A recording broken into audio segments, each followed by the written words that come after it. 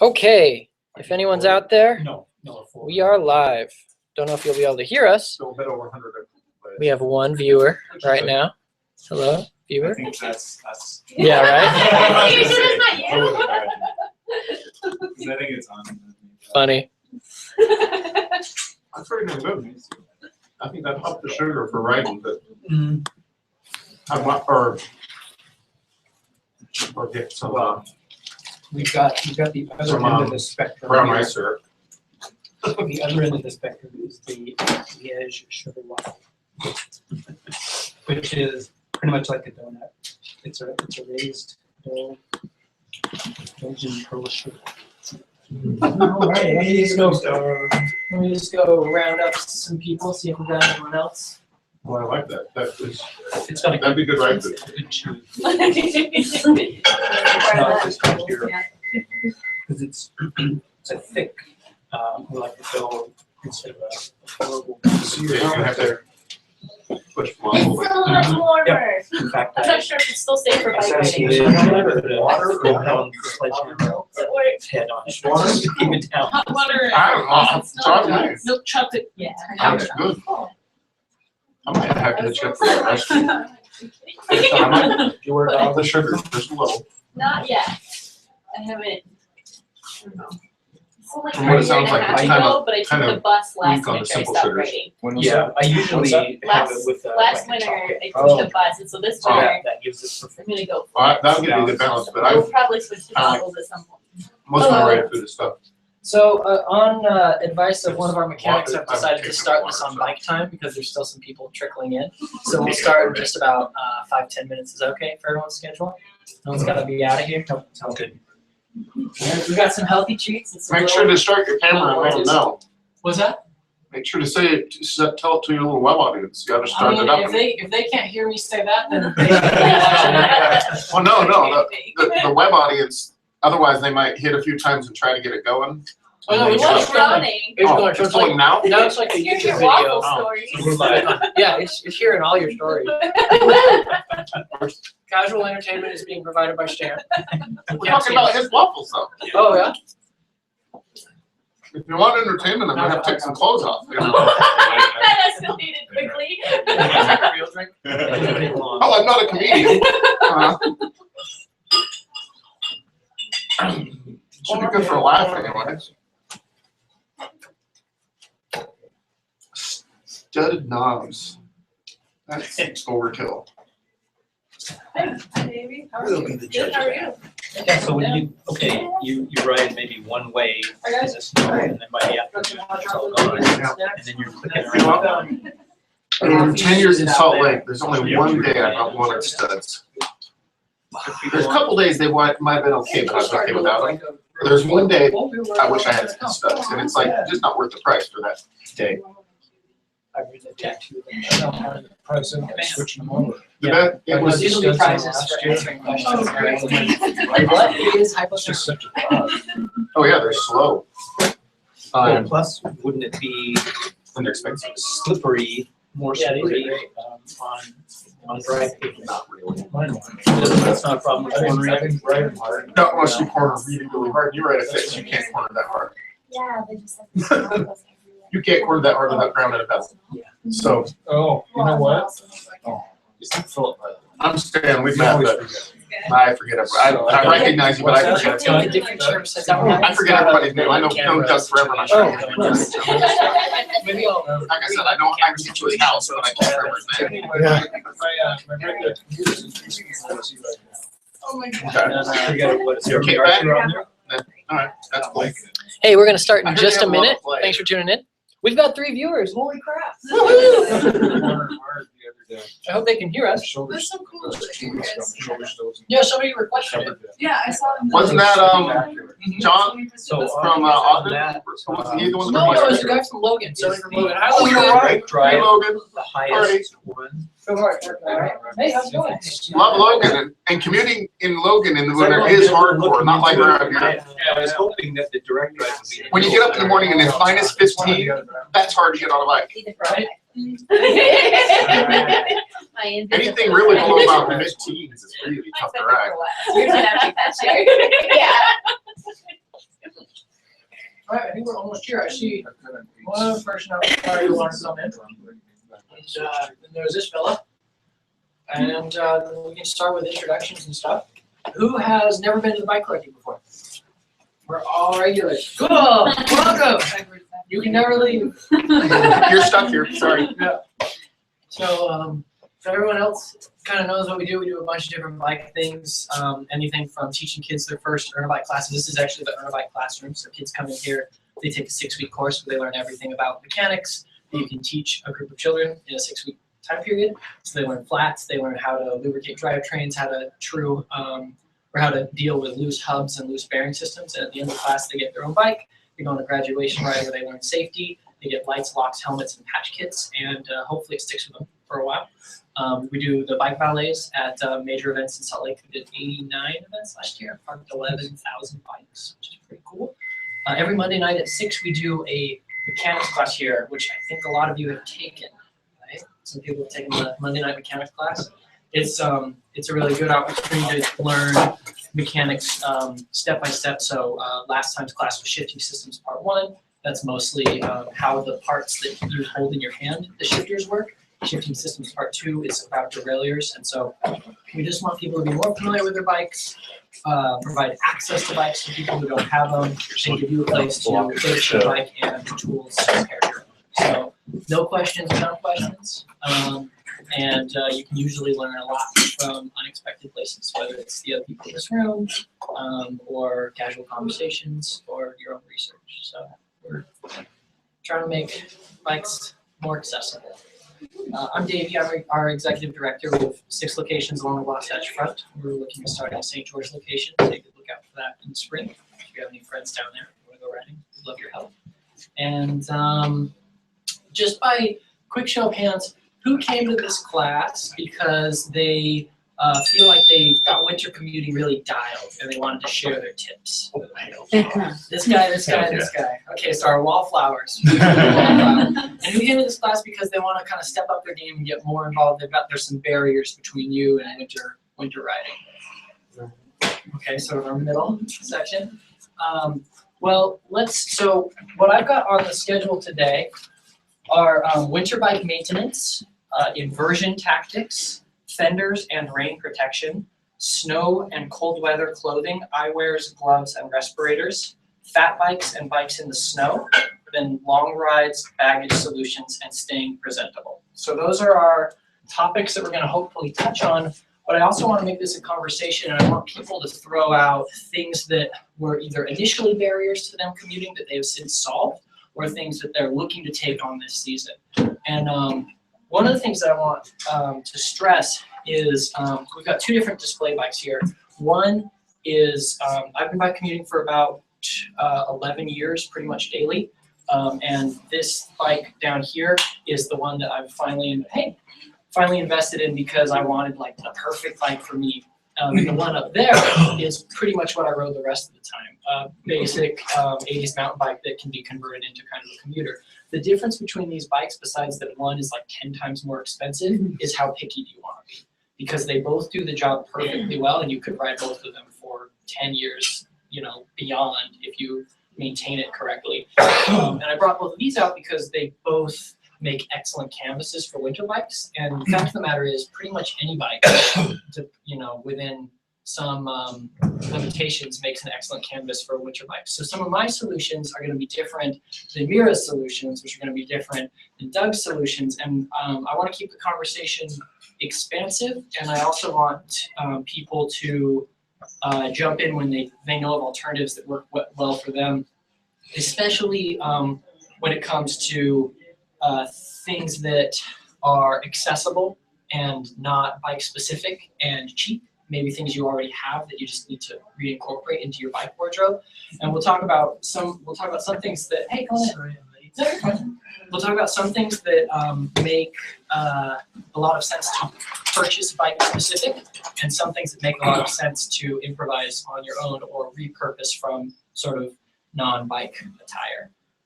Another thing that I want to stress is riding in bad weather or in the winter when it's cold does not. Ooh, good save, Mr. You got it taken care of? Oh, yes. Oh, thank you.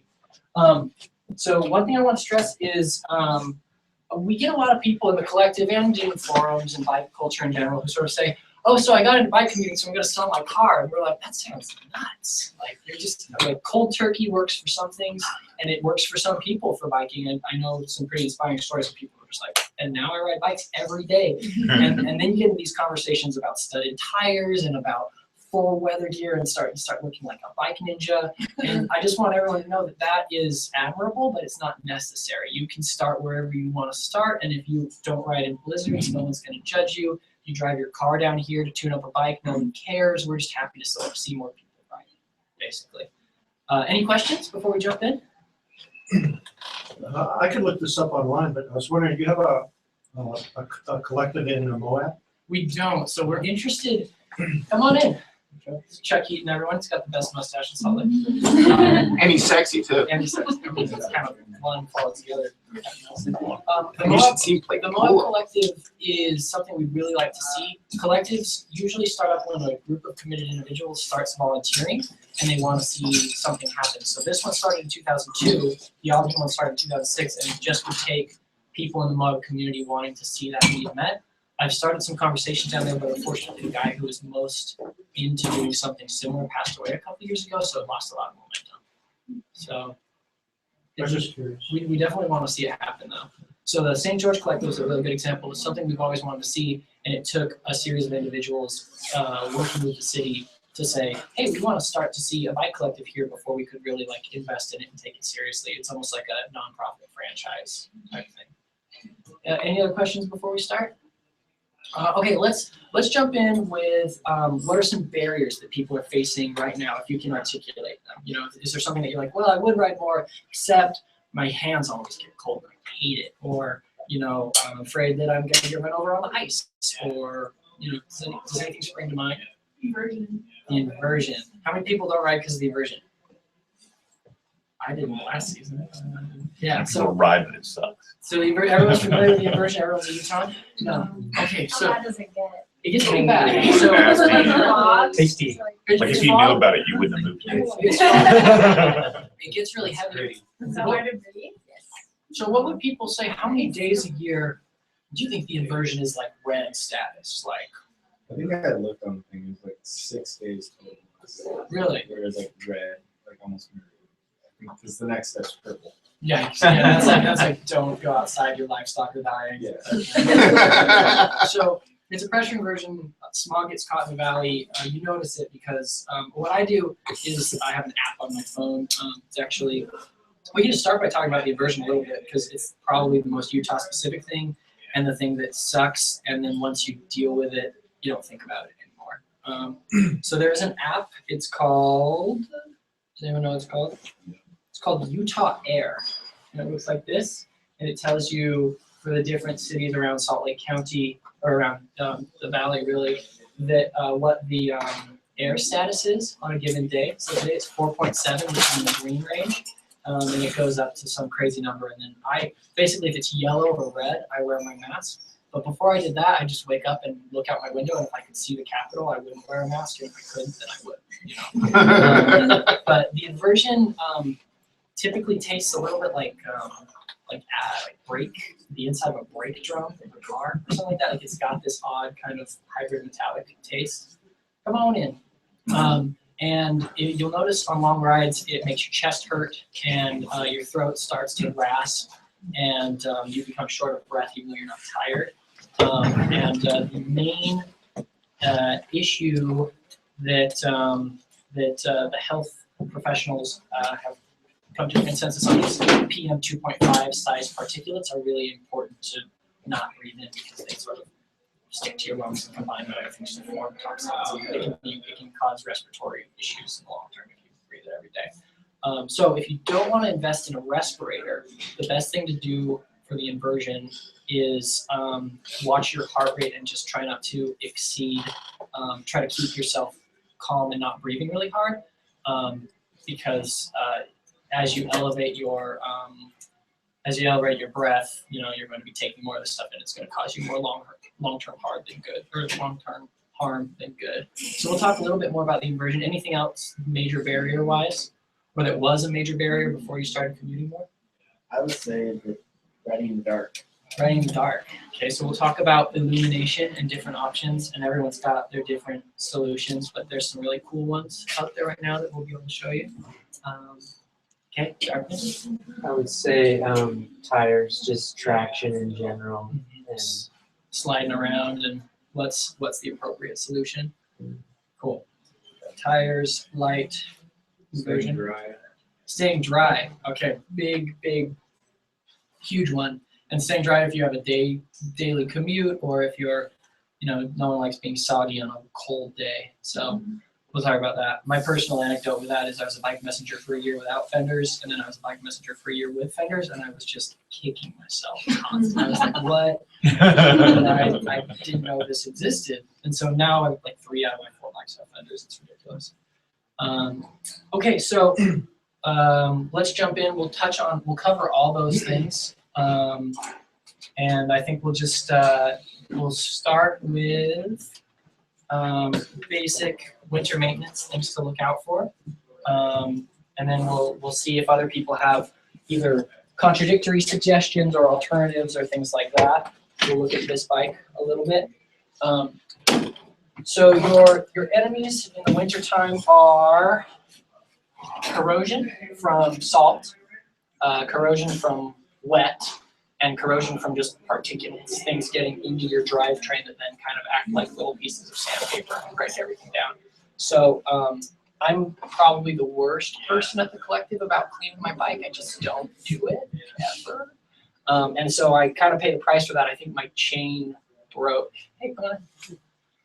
My chain broke after daily commuting through the winter because I didn't lubricate it a whole lot and I didn't clean it, and it just wore itself away and rusted. So weights of chain lube that you can get for summer and for winter, and winter ones are typically more tenacious, so they don't wash away when it rains as much.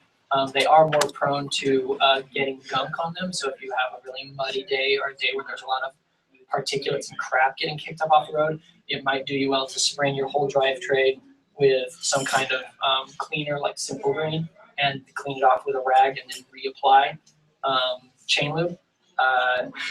I don't like using wax chain lube in the winter. I don't know if any of our panelists disagree. No. Yeah, so I like to use. Any commuter should be wet chain. I just recently switched to it. To wax chain lube. I like it. It seems to stay really clean. Cool. Probably not quite as. The problem is you got lube every ride. It's not as wet. It's not quite as water resistant. The big problem is you have to Yeah, it doesn't stick every ride. well. So I re-lube maybe once a week. Yeah. But I don't How many think miles I do you just- ride in that way? Like maybe 100. You need to lube more than that. Wax lube doesn't last that long. I wait until it squeaks. Yeah. Yeah, that's waiting too long. Well, so that's what one thing about bike mechanics is you can complicate it as much as you want to.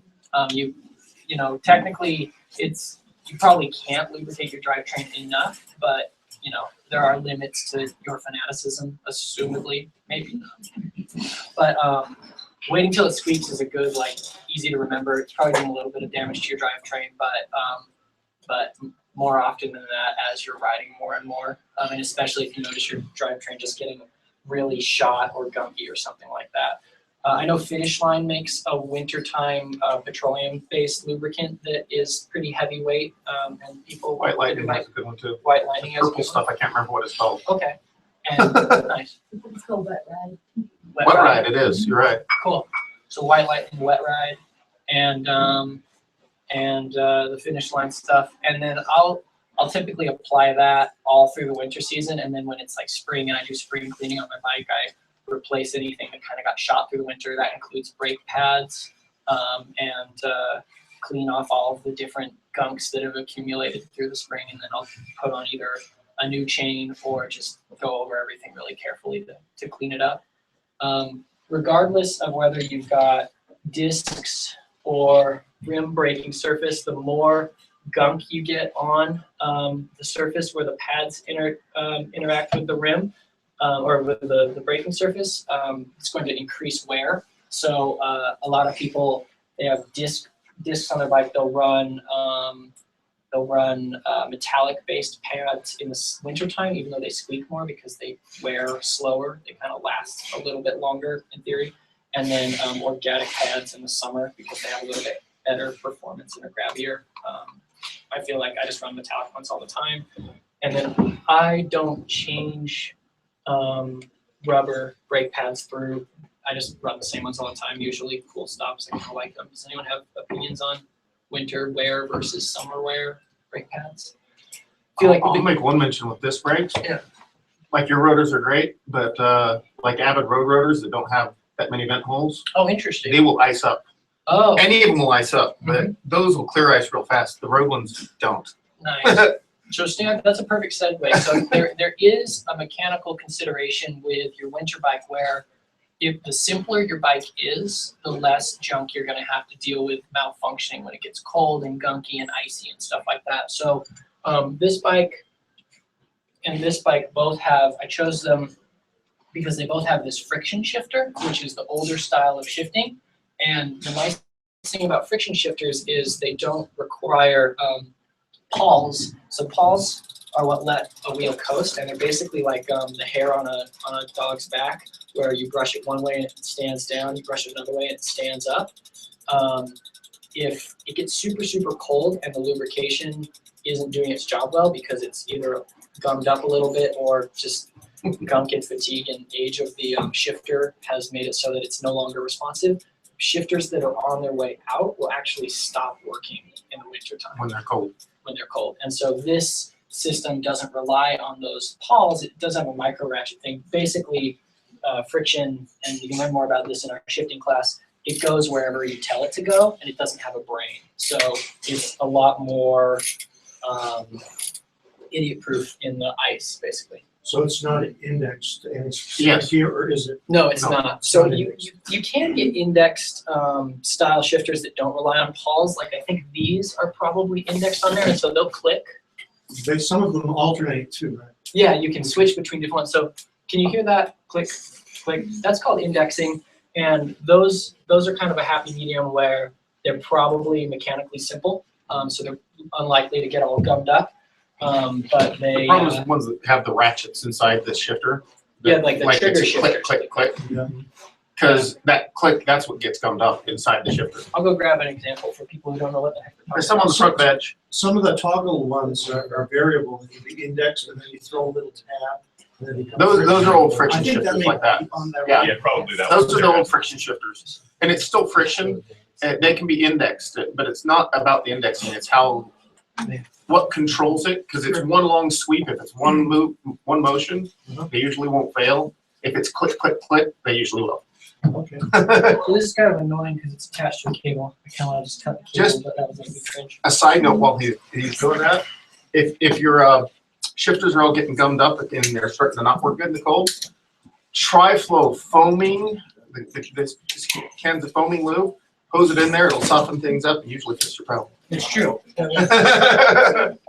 Oh yeah, if you want to do that, that'd be awesome. So this, just to show you really quick, this is the kind of shifter that might have an issue where it gums up more in the wintertime. This lever that engages and pulls your gears to easier will stop engaging because it's no longer moving stuff out of the way. So it'll just move back and forth kind of like that, and it won't engage. If you have that issue, Stan's right, you can spray kind of foaming lubricant in there, and it will at least make it easier for a second. Or it'll soften up the greases that have gotten hard, so it actually works better long term. What's another winter mechanical solution that people use? I think Julie uses one of them, which is have a simple bike. Fixed gear, one gear, no moving parts, just me. Right. So if you have a beater cruiser or a fixed gear or a single speed, they make pretty good winter bikes because there's just less stuff to deal with.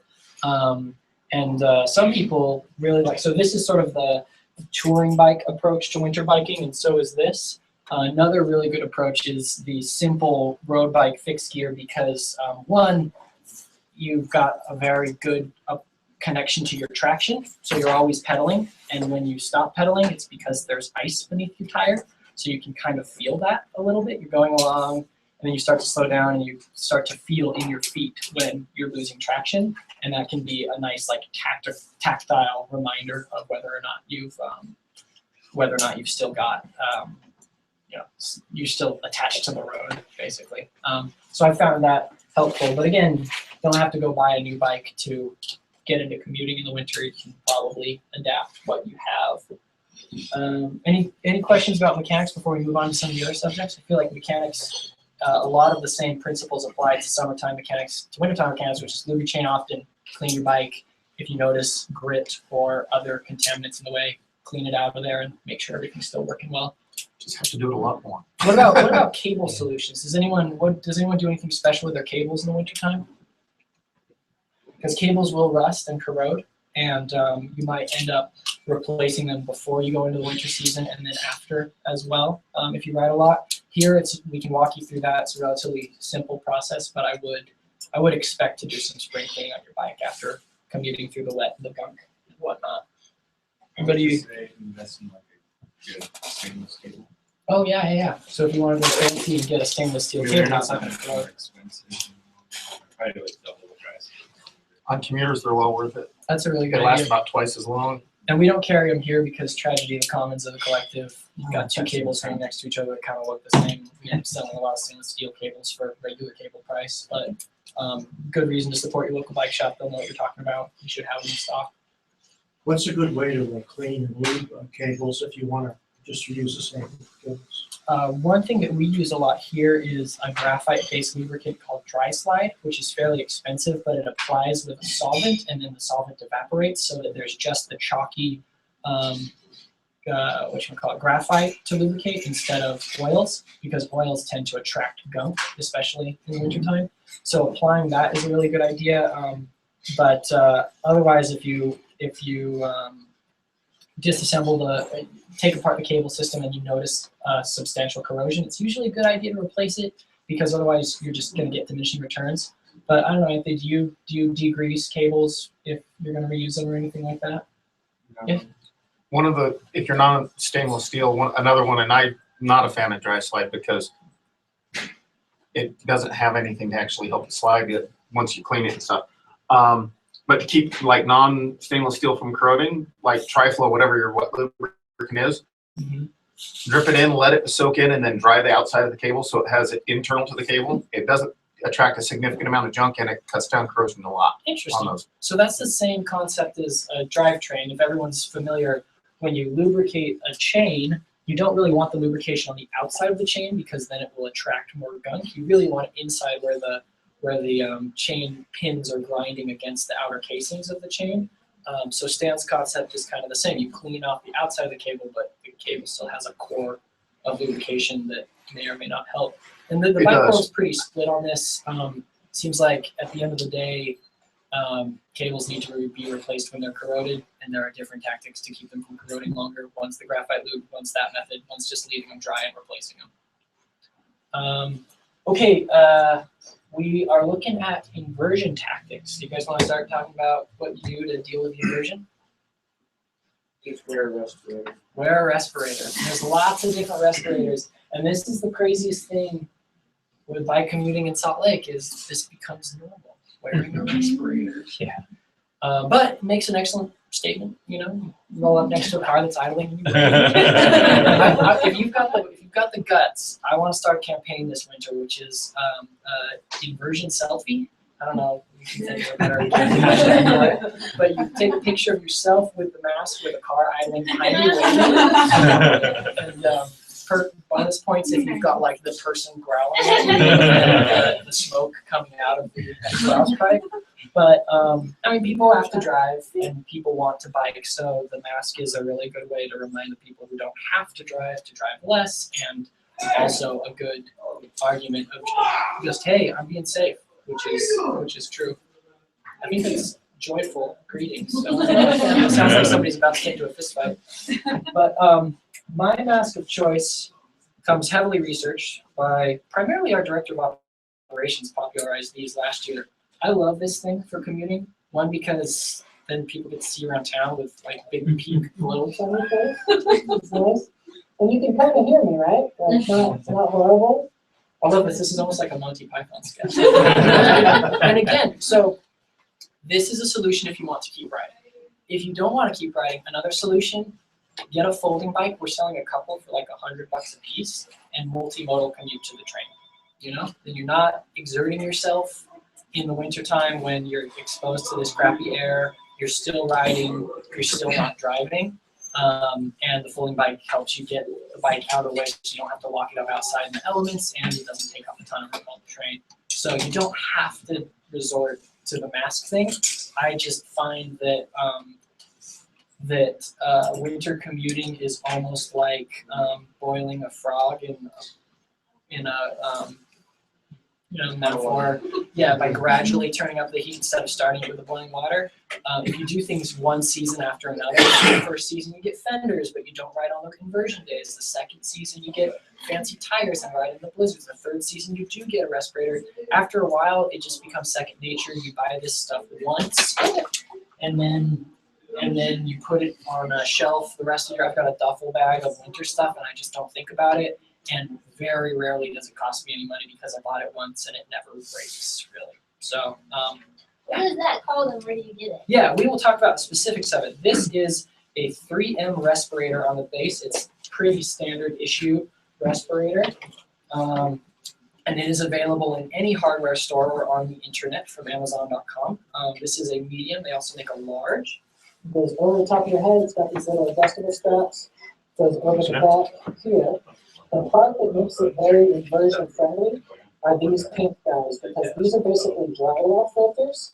And one of the nice things about them is, unlike other filter types, they are built, the P100 filter, the pink P100 filter is what you're looking for. They're built to handle particulate matter down to the size that matters in Salt Lake, that PM 2.5 particulate. And anecdotally, I can tell you that riding with these for a season, you have very good sealant around your face. The air smells fresher. It doesn't smell like brake cleaner or what brake fluid or asbestos or whatever that amazing inversion smell is. And at the end of even long, stupid rides that you probably shouldn't be doing in the winter, like riding through the snow up to the top of the shoreline trail or something like that, you still feel good. You don't have that like heartburn weird, even on the reddest of red days. The burning ones. Yeah, and there are a bunch of other filtration solutions. Some of the things I like about this one is it's got pretty high air capacity, so you can still breathe a lot. So if you're huffing and puffing because you're riding up a hill, it does the job for you. It lets you keep breathing. It's not perfect. Like, you'll definitely feel some resistance, and you'll be like, man, I hate the air's filled with smog. But it is pretty good. And then it has an exhaust valve in the middle, which is how you can hear people when you're riding along, and it makes exhaling easier. The downside is that's where any condensation from your lungs comes out, so you'll get like drip water on your legs, which is sad if you're going to a business meeting. But also the fact that it straps down means that, and it's got this plastic, or I guess rubber seal here, means that it forms a vacuum, so you don't have air leaking in through the sides, which the paper masks usually, or even Respros, will have air leaking through the sides. Respros are a brand of respirator that are fairly expensive, and they're designed for athletes, and I think that just means they look cool. And I don't know, maybe people swear by them. So have you ridden that with some hair in your face at all? Have you used that? Just like this. I've never Yeah, had it a feels full pretty good. full-on beard. Yeah, hazmat, like OSHA standards say if you're going Clean to shaven. use one of these, you're going to be clean shaven. But I found in practice that with a little bit of beard, it still works fine. Oh, the You, thinner. yeah, you can really tuck it. You probably have a tiny bit of leakage, but a tiny Yeah, bit's but no big it's deal. better than Yeah. Yeah, Oh, I yeah, found it's wow. functionally effective. Almost. Hey, I'm the mid now.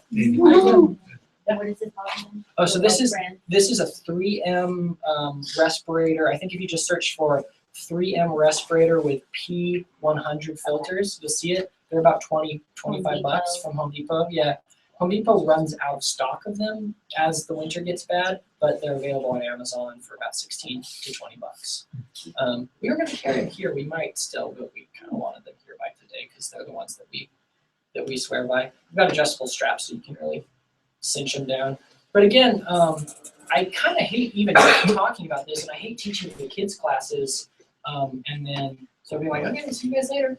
And go out into it. Because it's ridiculous, but I mean, long story short, you don't have to wear a mask. You can just ride less on the inversion days, and multimodal commuting is a really good way to augment that.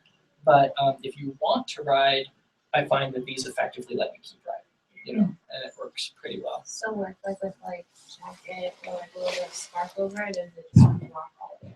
Oh yeah. It's not really a problem. Like even with a scarf around and stuff like that. And actually, I use it with my balaclava quite a bit in the wintertime, and that's actually a side effect benefit of these things is to keep your face from freezing.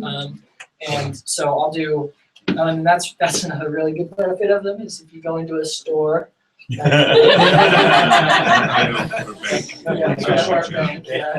people like that.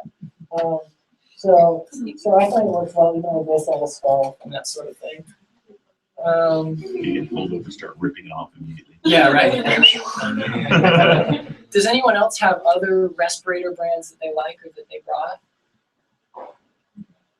Sweet. And this one will reign supreme. There are fancier ones. Just some intermediate solutions. It's not going to have the full filtration benefits, but even a bandana or a fleece neck gaiter or something like that, I found that just my respiration gets the material a little bit damp. Mhm. That increases the filtration. Yeah. It traps particles. And So- it makes the air taste better just doing that. Yeah. Well, it also warms and conditions it, humidifies it before it hits your lungs, which dry, cold air is Right. also part of what gets you in the winter.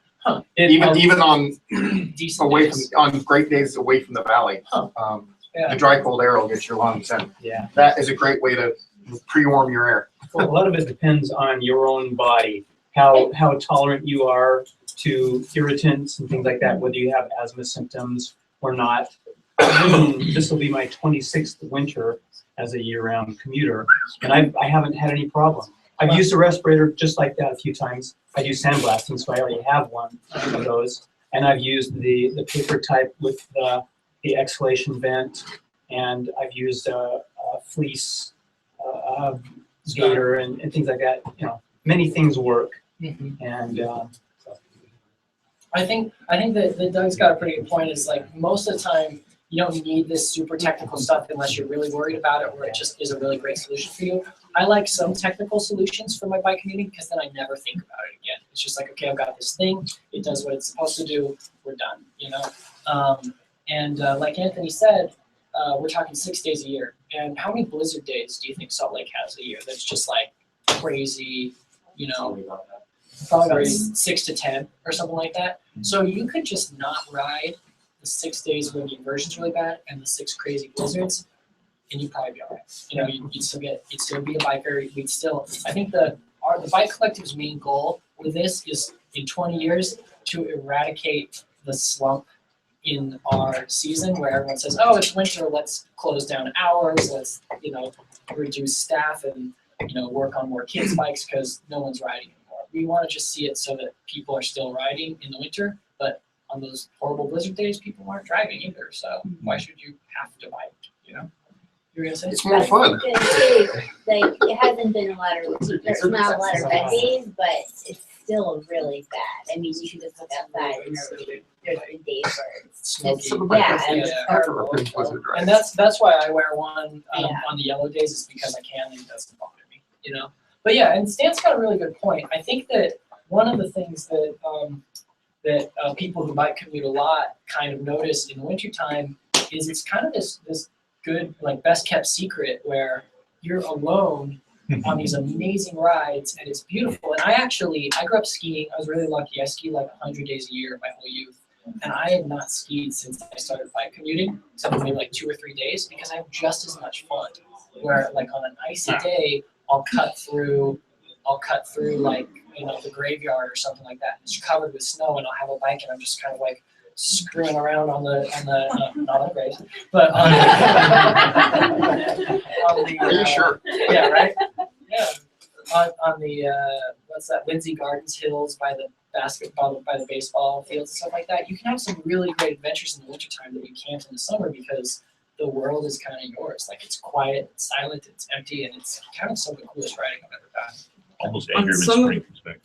Oh, sorry. You almost angry when spring comes back and everybody gets your way. Yeah. Who are all these fair weather? But I mean, that's getting into that whole thing of like, there, you know, there's not like a wrong way to be a bike commuter, but this is just a way to extend your season a little bit. You know, what were you gonna say, Mira? On some of the days where there's just enough snow that car tires are super slippery and everybody's like in the ditch. My mountain bike tires are skinny enough; they just like cut right through it, and I have like way better traction than the cars do.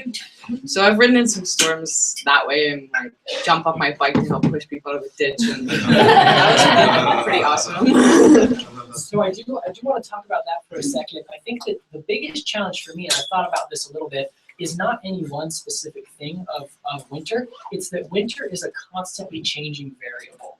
Every day of winter is a little bit different, and you can read forums for the rest of your life where people will swear by this tire, they'll swear by studs, they'll swear by mountain bikes, they'll swear by skinny tires. And the truth is there are different horses for courses, and there are different ways to solve winter commuting issues throughout the season.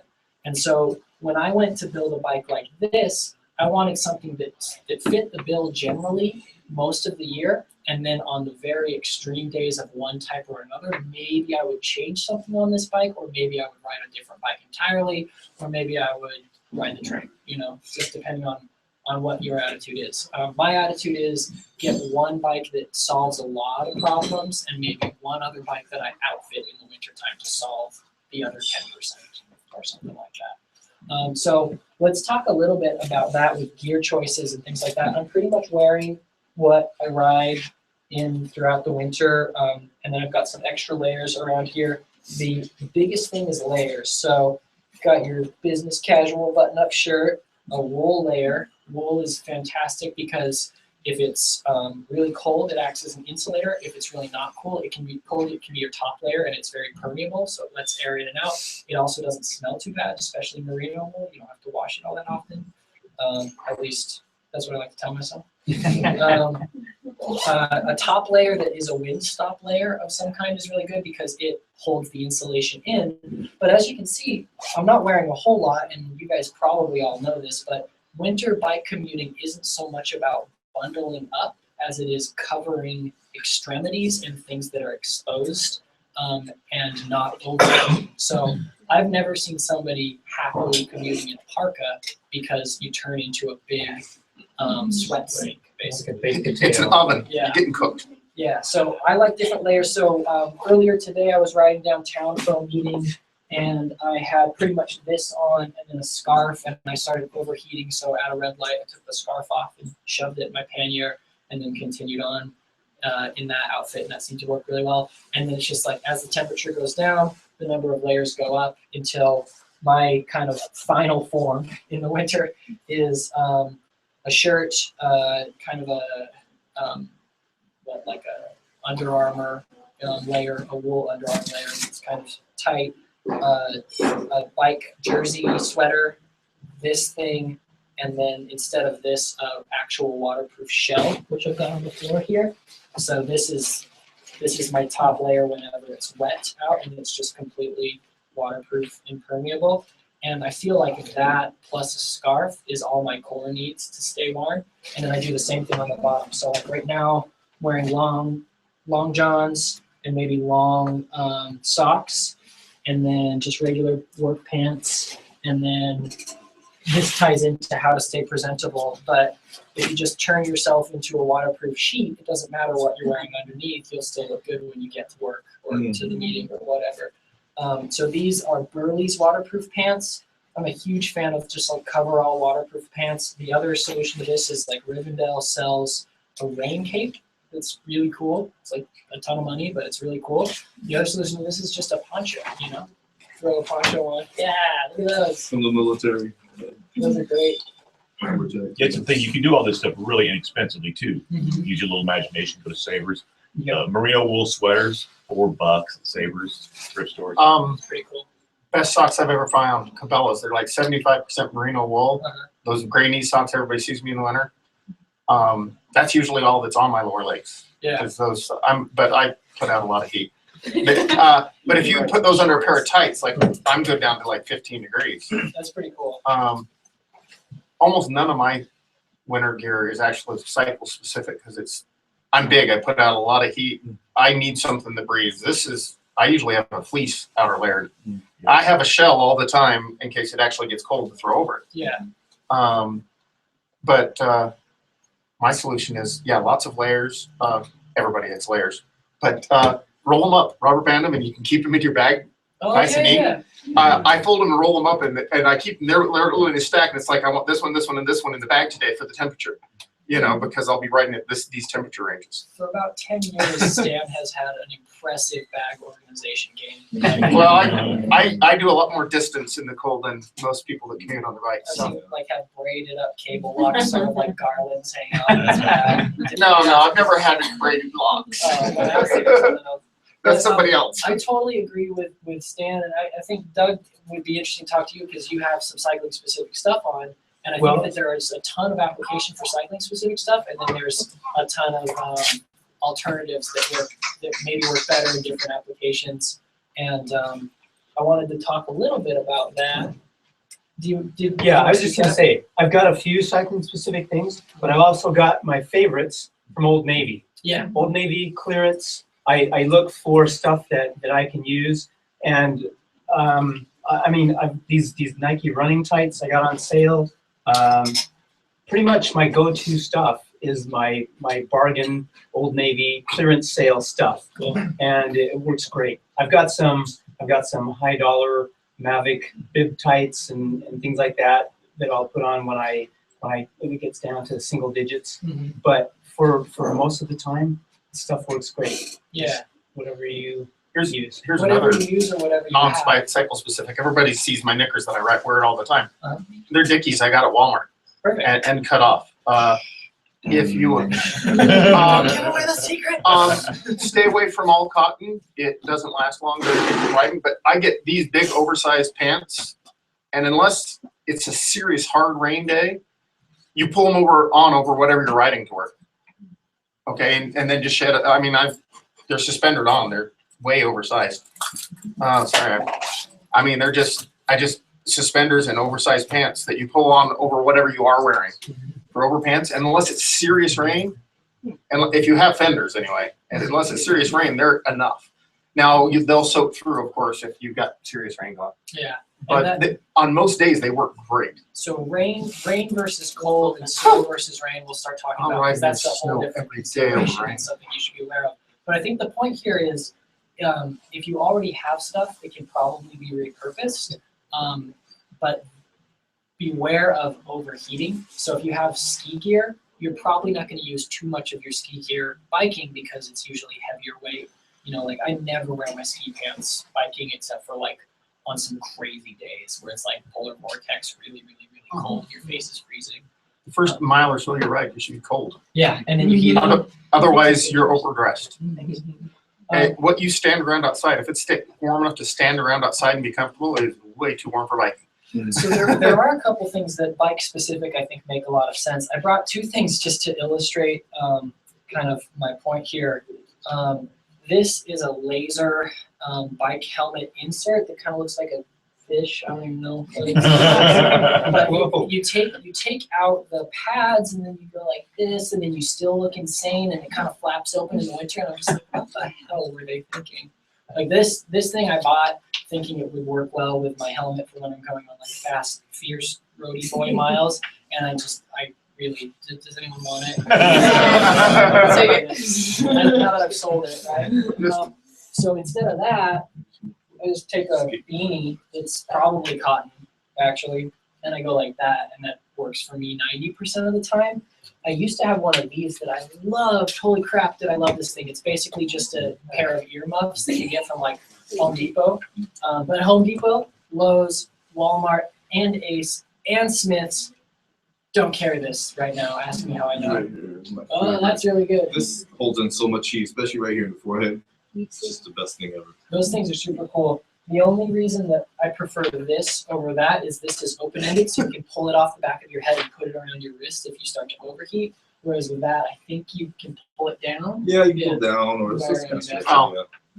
I've got The cap. a dozen different beanies like this, in different weights. Yeah. For different weather. That makes a huge difference. I picked the beanie for the day. Nice. This one is because I'm sitting around and I don't need to retain much heat because I actually drove today for the first time in like 6 months. Yeah. I'm on my way out of town. I'm literally leaving from here heading south. So The thinner helmet liner stuff. Because fleece will keep you warm even if it's wet.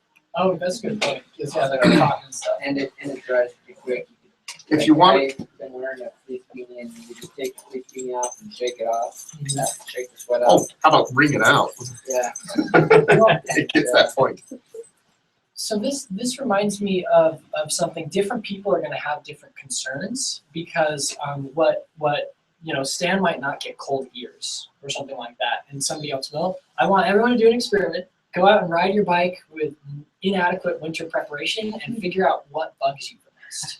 Because I've had people talk up and down. Well, I would ride more in the winter, but I would train more in the winter. People who want to do tons of miles, but my feet get cold, and I was like, I've never had cold feet biking, never. It just doesn't happen to me. But if my eyes are cold and I've got rain going in my eyes, if my ears get cold, and if my hands get cold, then I cannot want to ride. So identify your things, and then maybe even if you're on a budget, splurge a little bit for the thing that will make you comfortable, and it will make a whole world of difference. I have had some concerns about like eyes, like Okay. stuff getting into your eyes. What about like goggles? Like, what do you use? So, two different solutions to the same problem. These are fancy cyclist glasses that you can spend too much money on. I think I got them here. We sometimes get them here and we'll sell them for like $5 or something like that. They come with clear lenses, but shot glasses do this as well. So shot glasses are what, like $4 to $12 or something like that? Yeah, just like you get at the hardware store. So Like this is safety glasses. This is like my medium weight solution to that. You can still see, you've got eye protection to keep stuff out of your eyes. And then my heavyweight winter solution is more of a snowboard helmet. And this is where we get into like scuba diver territory, is this plus this. And I like these burn helmets because they've got a helmet clip, or they've got a goggle clip. And when you don't need it, you can live up there. Can you fit that with your respirator? Yes, so full. That's what he's talking. Yeah, this is like He's a full great baby- Darth Vader. Well, actually, full baby winter mode is like, the balaclava, Might not want to be right. and then the respirator, and Little then Vader. the goggles, and then the helmet, and yeah, it's like you feel like a boss. Let's see it. That's probably the day that like you shouldn't ride unless you really want to. But it works pretty well. I mean, you cover up your extremities, and even on those days, sometimes you overheat. Yeah, that's what Maybe Burn has a winter insert. Have you ever tried that? Oh, yeah, and they even make speakers. With earphones. Yeah, with earphones in it. So that's pretty cool. And these helmets have little Bluetooth buttons. speakers? And then it was before Bluetooth, so you just ran a cable up and plugged it in for their snowboard line. Right there, I baby. found that it kind of had the parasail effect where it opened up and channeled air into your I know ears. it has its- But I mean, it works better than nothing for sure. And I also found that the speakers were about right here. Stereo, Bluetooth. So, You know, Makes it those dirty. the Keep cool those things anchors that when come, you're not using them. the things you're talking And hit about. the sound. They have some of those It's at just color. Nordstrom Rack. cool. And- I'll check and it out because I the really ones did. I that- lost mine and I wrote And around, they so I'm have trying to they show you have guys earphones in them. exactly. They have earphones. Soaked multiple times. Well, so we've gone over a lot of stuff. We'll do hand protection in a second because we've got a featured product that everyone loves that's awesome. Does anyone have any questions about stuff that we've already covered or extra stuff to add? Mira. Are we gonna go back to Fenders? Oh, yeah. Okay. Oh, We yeah. haven't even got to Fenders. We're going to go to Fenders. I was just making sure. Yeah, so let's see. The things that we have to cover that we haven't really covered are baggage solutions, fat bikes and snow and cold, snow issues in general, and then fenders. Everything else we've kind of covered. That's not a weird thing. Yeah. Assimilating yourself to the cold. So like, I think my window cracked at night a lot of times a little bit. Yeah, it's the insane part of it. But if you go in your house and quickly hit 75, you don't want to get on a bicycle and ride around. So, and this is the extreme, I guess. But in life in general, I don't want to go out in the winter and be freezing to death. So I try to keep my house a little cooler. Yes, I'm insane. all the All the time. time. But it's kind of a healthy way to be. And you're gonna go outside, That's and if you go from 75, you jump in your car at 75, winter's gonna be unbearable, always. So there is a certain amount of assimilating yourself. I don't even put long johns on until it's in the 20s. Yeah. Or riding jeans or something.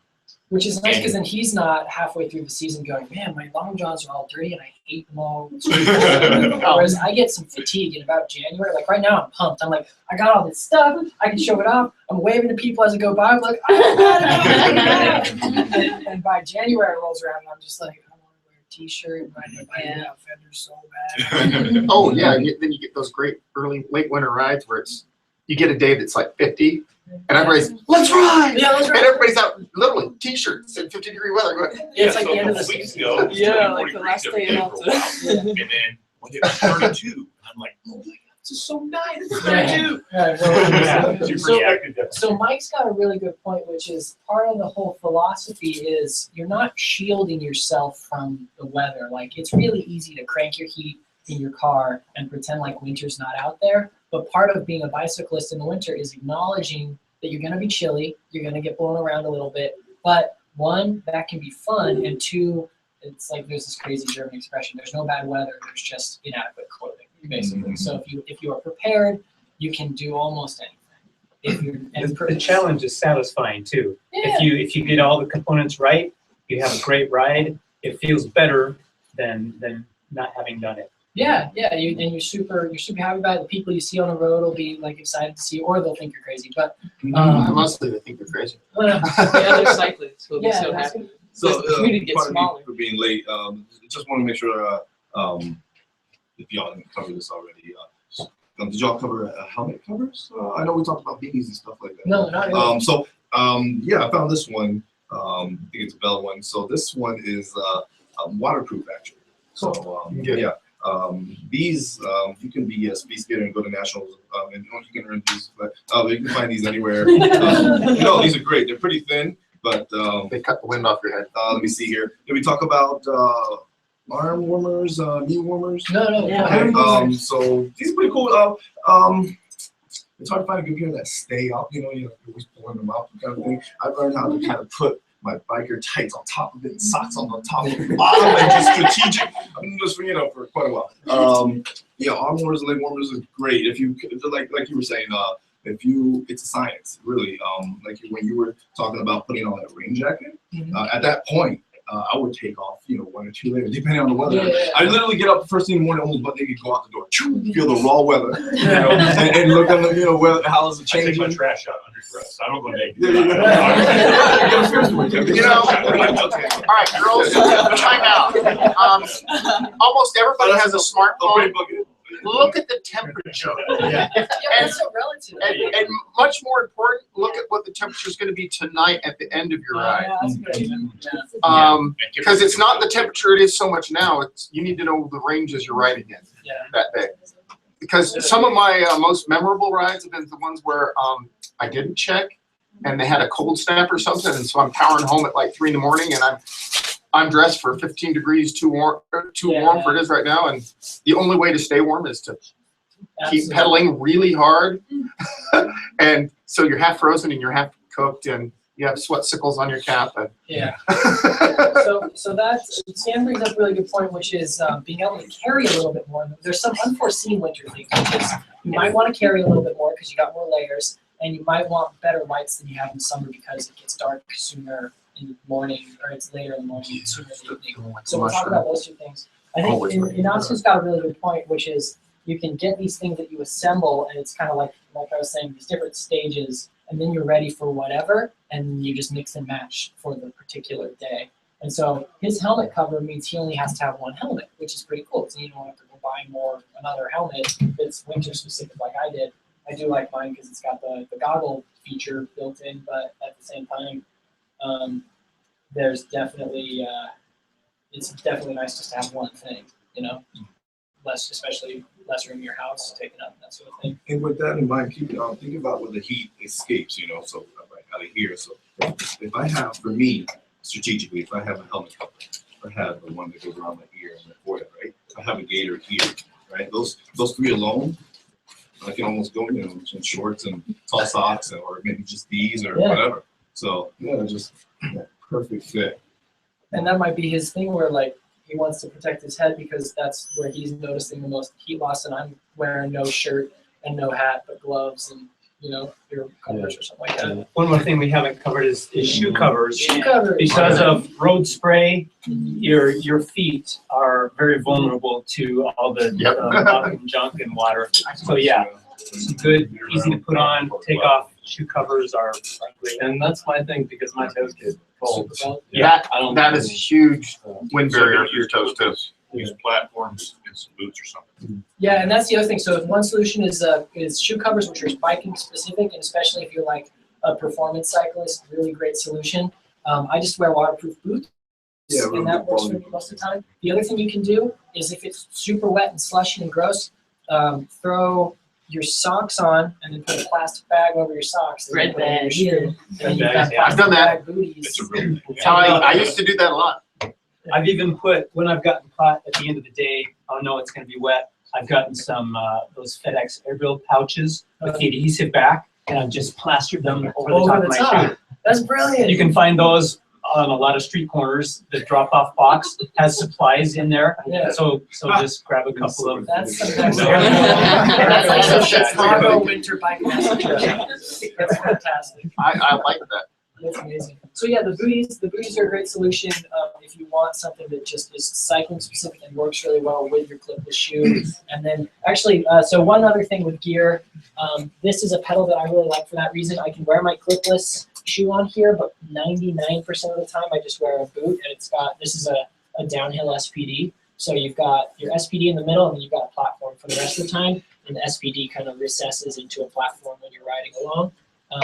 That would annoy the crap out of some people, but I think my feet don't work or something because they don't get cold. I don't notice the little pedal dig it up into them. Oh, with those boots, your feet wouldn't get cold. Yeah, right? Yeah, so you've got the let's move on to, we're going to talk about hand covers, and we're going to talk about fenders. We're going to talk about studded tires and tires in general, lighting, and I just wanted to segue into this with things that I think you should buy bike specific. One example are bike bags. I think that these, I ride to work with my laptop every day, rain, shine, snow, and I never worry about it getting wet because these are waterproof. They're expensive. I think a front set of Ortlieb panniers are $130 and a rear set are like $180 or something like that. But you buy them once. They've got a lifetime warranty from REI. They've also probably got pretty good warranty from Ortlieb, and if anything breaks on these, any of the hardware or anything like that, you can order a new one for like $5. You can order a new one of these or anything like that. So I really like these, and I use them more in the winter than in the summer. I brought two different ones. This is sort of the rear that's heavyweight. This is the front that's lightweight. But usually I just ride around with just the rear with my daily supplies in it, and it kind of packs up pretty nice and waterproof and hooks onto a rack. And you don't have to think about it. And even in blizzards, your stuff's dry, basically. A testament to those is I had those biking in southern Utah and got caught in a flash flood with those off the bike. We took them off and it floated away, and I found it like half a mile down the way, and it was actually pushed up against the tree by the water current. And I pulled it out, and everything inside was still dry. That's awesome. Good dry sacks. That's super cool. They're dry sacks. But yeah, right. And they pay our rent here at the bike club. But at the same time, do it yourself is always an option.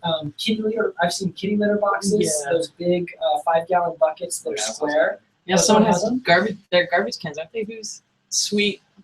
Do-it-yourself panniers are I have waste paper baskets. Yeah. And I drill some drain holes in the bottom. Cool. And then they're attached with zip ties. And I finally have to position the zip ties so they don't rip, they don't project into the basket. space. Because if you put your groceries in, it rips the bag. Yeah. So I would look into, maybe you already have, but So the those are kitty for litter water. boxes.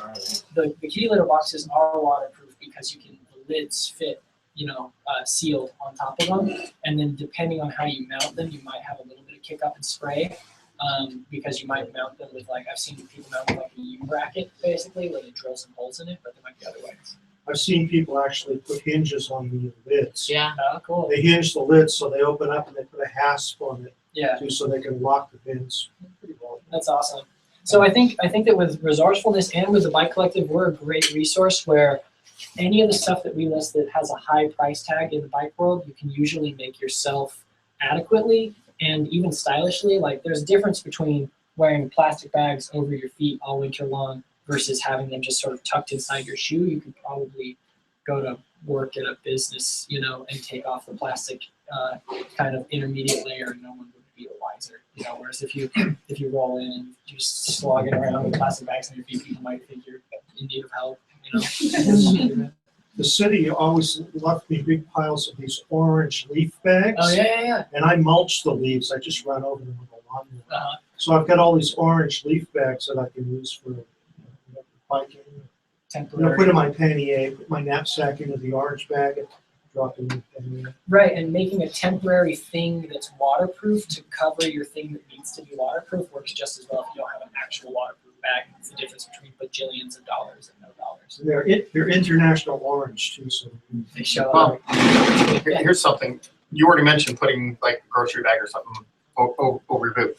One of the things that people don't think of is I put together kits that are travel kits, like for my mountain bike or my everyday kit and everything. So I can literally grab that and it's got the stuff I want for that road kit. That's pretty cool. But one of the things that almost all my kits have is a couple grocery bags in it that you can push all the air up and twist them and put a little rubber band in a little, and so they're a little teeny knot. They take up no space. And I started doing that actually because I was out suffering one day and didn't have anything for my feet. But you're literally, you're riding past stores. There's not like a convenience store in the world that you can go in and say, hey, can I just have a couple plastic bags for my feet? It turned out a wetter day than I wanted.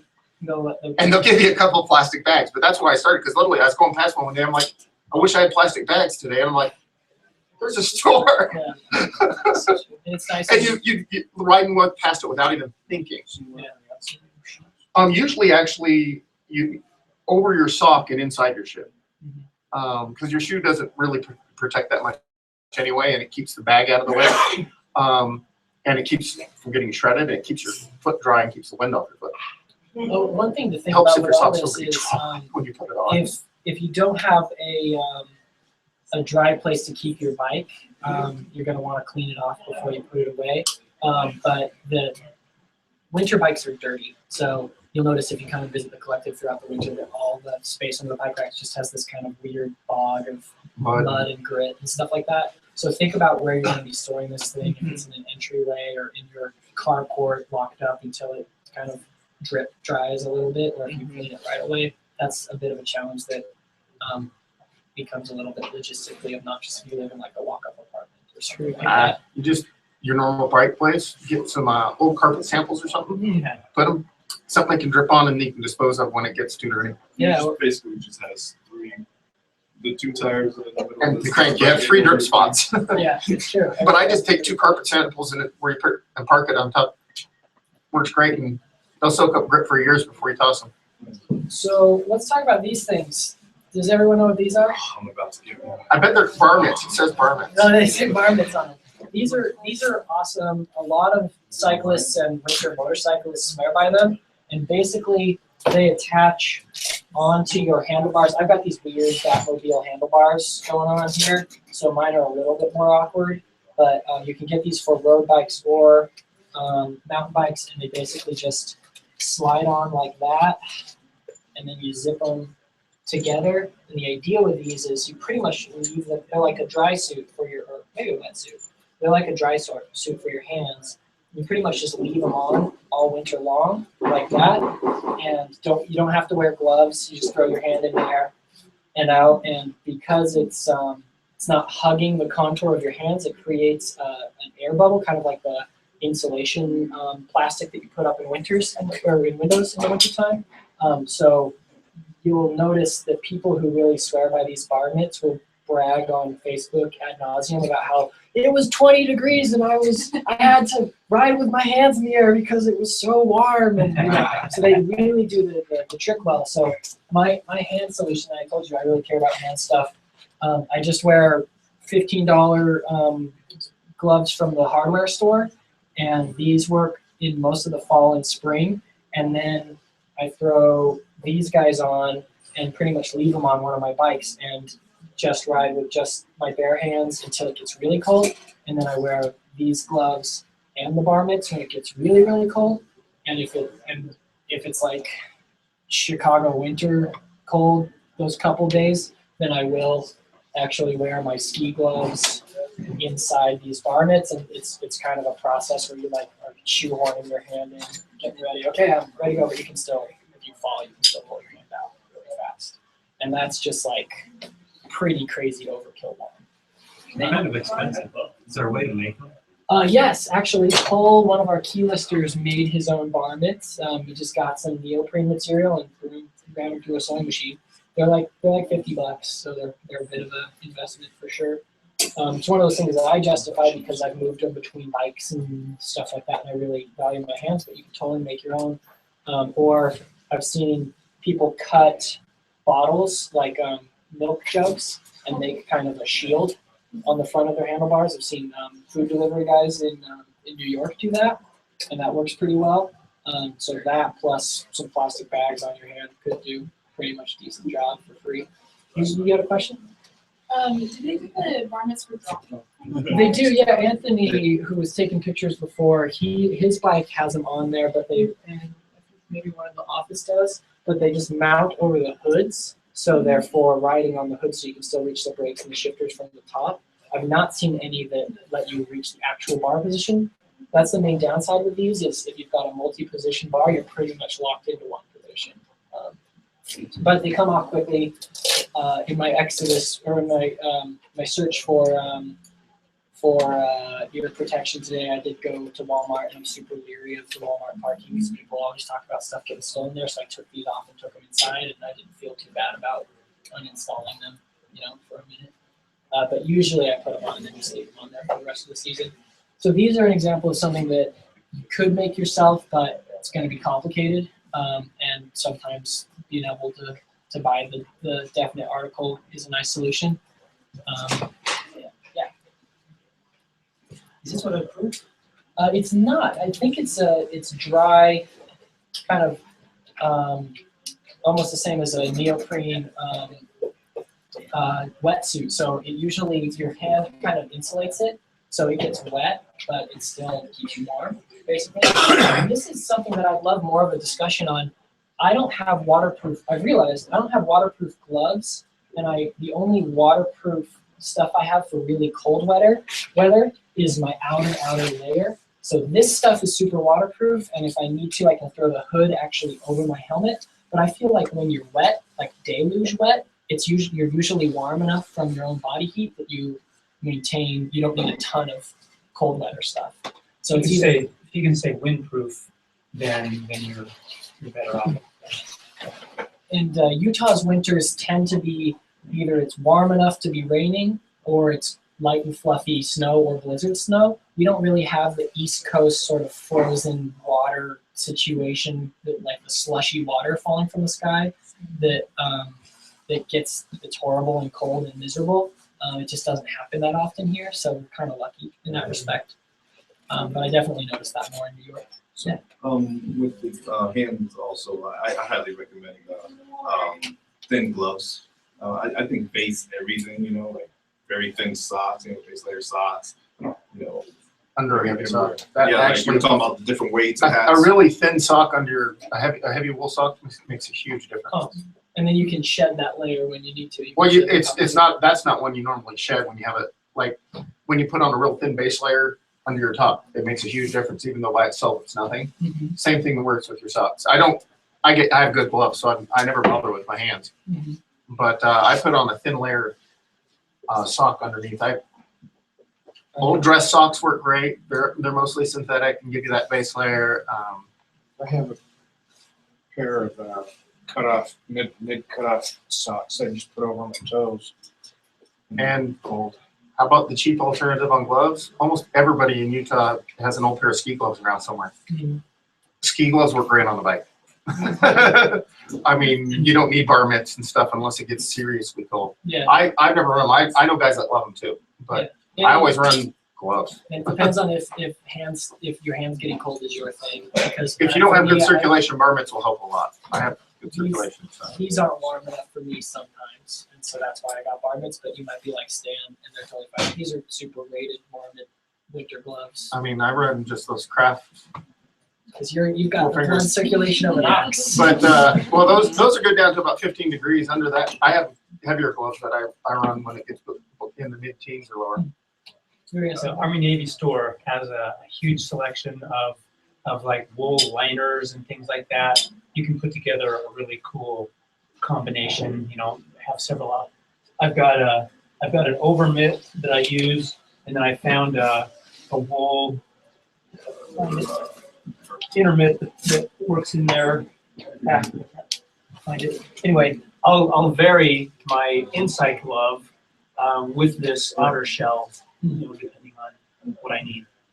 Cool. So you can get your own system. That's what I was about to say. That's perfect. It took me years. Somebody finally told me 10 bars. He's like, I'm wearing like big old thick gloves. I didn't want a big one on top of it. I'm like, I'm so cold. And Put all those fingers together. Yeah. Same idea as the bar mitts. Just. Sorry, I just wanted to make a suggestion, like on the filling of the room, like could we maybe do like a 5-minute recess, grab some snacks and regroup? Yeah. If that's like, would that be good, or are we all just like? Yeah, should we do a 5-minute break? We still got to talk about darkness, tires, and illumination in general, and fenders. So that's probably that's all we're going to talk about, and then we'll break the session and we'll start talking about individual solutions, because you can use the shop tonight if you wanted to do something on your phone as well. Thanks for coming, guys. Thanks for sitting through it. Wait. So we'll be back in 5 minutes. 5 minutes? We have a bathroom. We do have a bathroom. It's actually right through the door, and then across the hall in the next one. And the lights will go on and they're not on. And there's no men's and no women's. It's just bathrooms. And no hand soap except for orange and gritty stuff. That's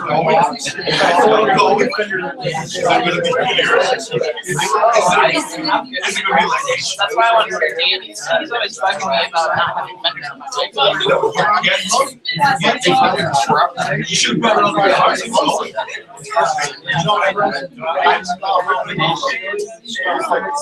I mean, I replaced yeah.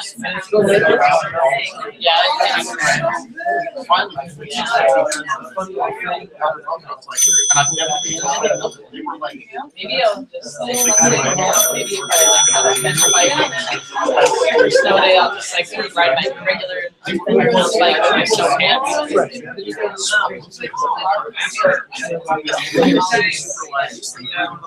My quiver. You're taking off. It's nice to see you. Tell Adrian hi. Okay. You wouldn't find it up. Yeah.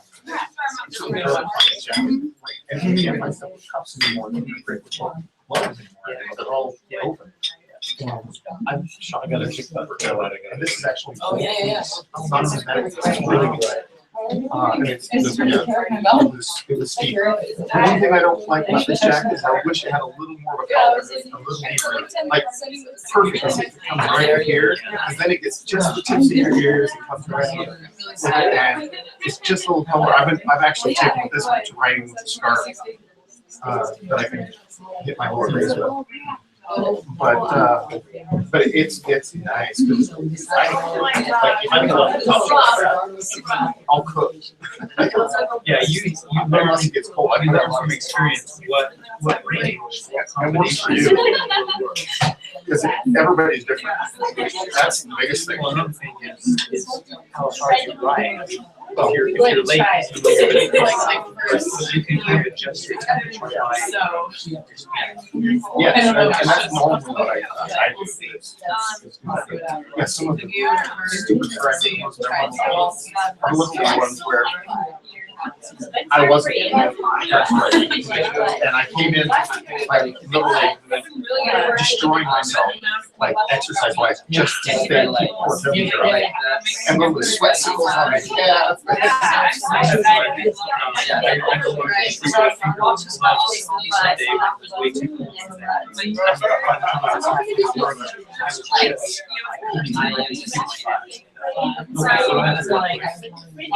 My feet were long. I just took my socks off, put them over, and made it the rest of the way. Socks I take them down too. Oh yeah.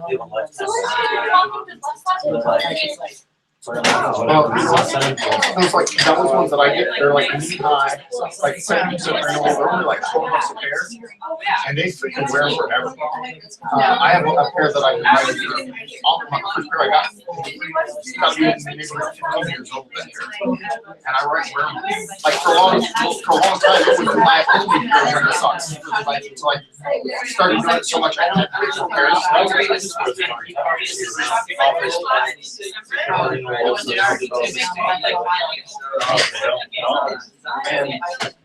But yeah, those socks, I love those things because usually my lower leg is just my shoes and those socks. My lower leg. And if it gets cold, like I mean tights end up going over the, over top of the socks. And if it's really cold, then I have another hour later with that. Almost never happens. The hard point is really when it gets down to a certain point, it gets almost impossible. The colder it gets, the more specific as to that temperature and that output light. And you always have a cook spot, frozen spots. Eventually, it might just really. You know that I did the sled dog race across Alaska? There's a bike race that literally the week after that I did it on. They run fast. It's actually the origin of the pack bikes. They were developed for that. They race that same course on bicycle. And I do not know how they dress for it. The temperatures that run it, I'm like, I don't understand how they can actually. I can understand it operating at actually riding a bike and not have cooking frozen stuff and actually I don't get it. And those temperatures, it's so, I mean, the temperature changes 1 degree, you have to change your outfit. I mean, it's just insane.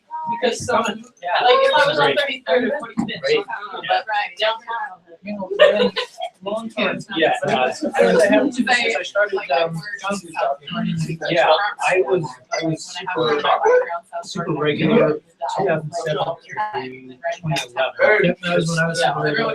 So since then, I'm like working between jobs and but I love, keeping it warm.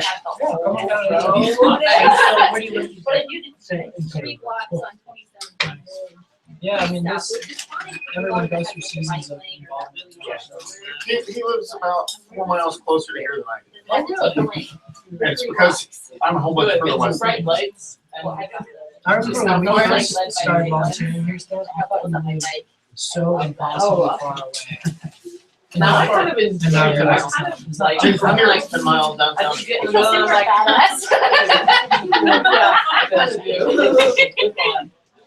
and then someone gets really angry. I was like, they go past, you can't tell if they're angry or they're just their mother. After they get past you. And then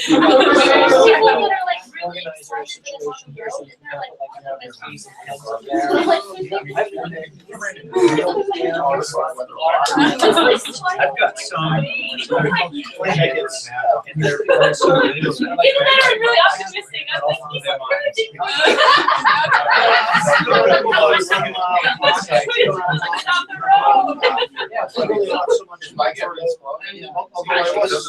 Last summer I was doing Jordan River.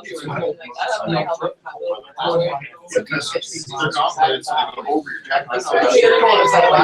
But they've got like a slide beat.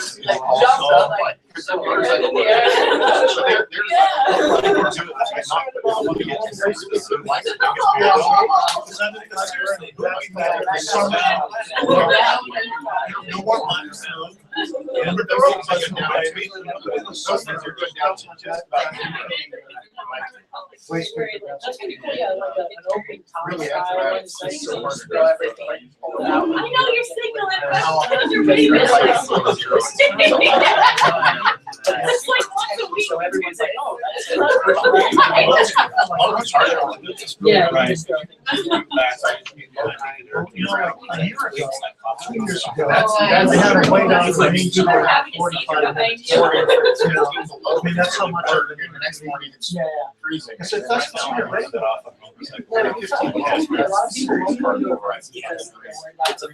and inevitably, I really love that. Kind of the- If we get wet on the way home, Maybe the next change over today. We were all so. You know. yeah, the weather here is pretty The good. difference between Yeah. 60 and 75. It's not the same. The difference between 0 and 15. And it's based on 6. 4 different close changes. It's really 5 pretty different dark, close right changes. across the street from that Tower. If you go 0 and negative 15, that might be 15 different close changes. We're very free. I mean, it's just. That's not a- that original last one, they followed that same. So how do they trust? I can gear up, I can see, do it, how do you actually rest? Except for bikes. Everybody's so slow. To exercise, you gotta warm the air, you can't breathe in. Or you have to go so slow that You were back off it. Exercise like No, run the inhalation tube, through all the insulation, so it warms it slowly and it comes in. And then exhale. So it warms the air with your body. Breathing down and where the mask is not. So you can actually get air that's not 15 degrees. You can't your weather and your gloves are not. Because seriously, I'm like, You don't I need don't very. seriously envision myself taking my gloves off and it's by. There are days. Cell phone. Hey, Yeah. I got That's a- my mind going to fix it. The couple masks I tried, never had them. I put that on. Orange tubes. Orange tubes. Purple tubes. That's great.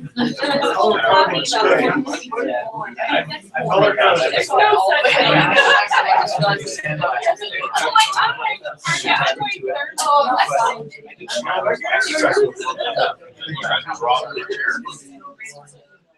no such thing.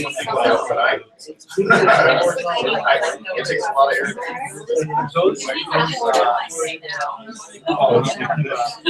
No, I don't think I did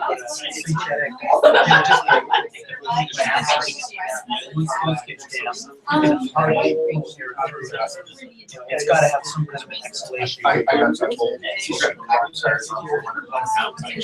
Well, I've had Pathfinders. I tried it in the winter. They're great in summer, but all that will be around there. Fast and how they have they are, they will have. But those things really slow. And they don't hook up on hard pack. They're nice. They're too soft, too flat. That calm down. And they're not, never want to be big. So they just don't work.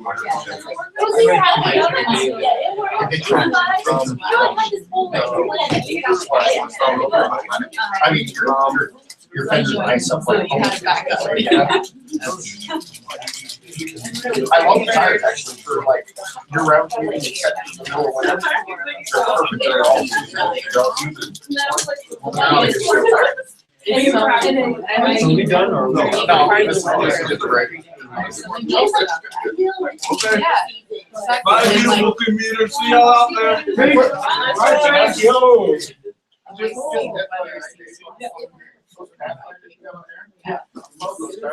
They suck in the winter. Right, well, there's, the tires are crazy. You're crying. Well, they throw slush really, really bad. So your Fender's ice like and they don't hook up on hard pack and ice very well at all. Where I love those tires for everything else. But in the winter, they just don't work. I've got to say, a concert around these keys that are a little bit more knobby. After December passed, and the snow starts to come down.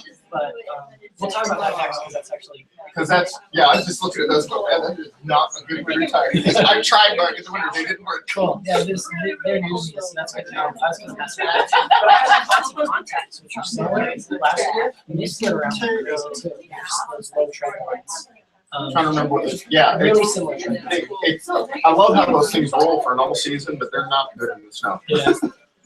Okay, are we ready to get back to it?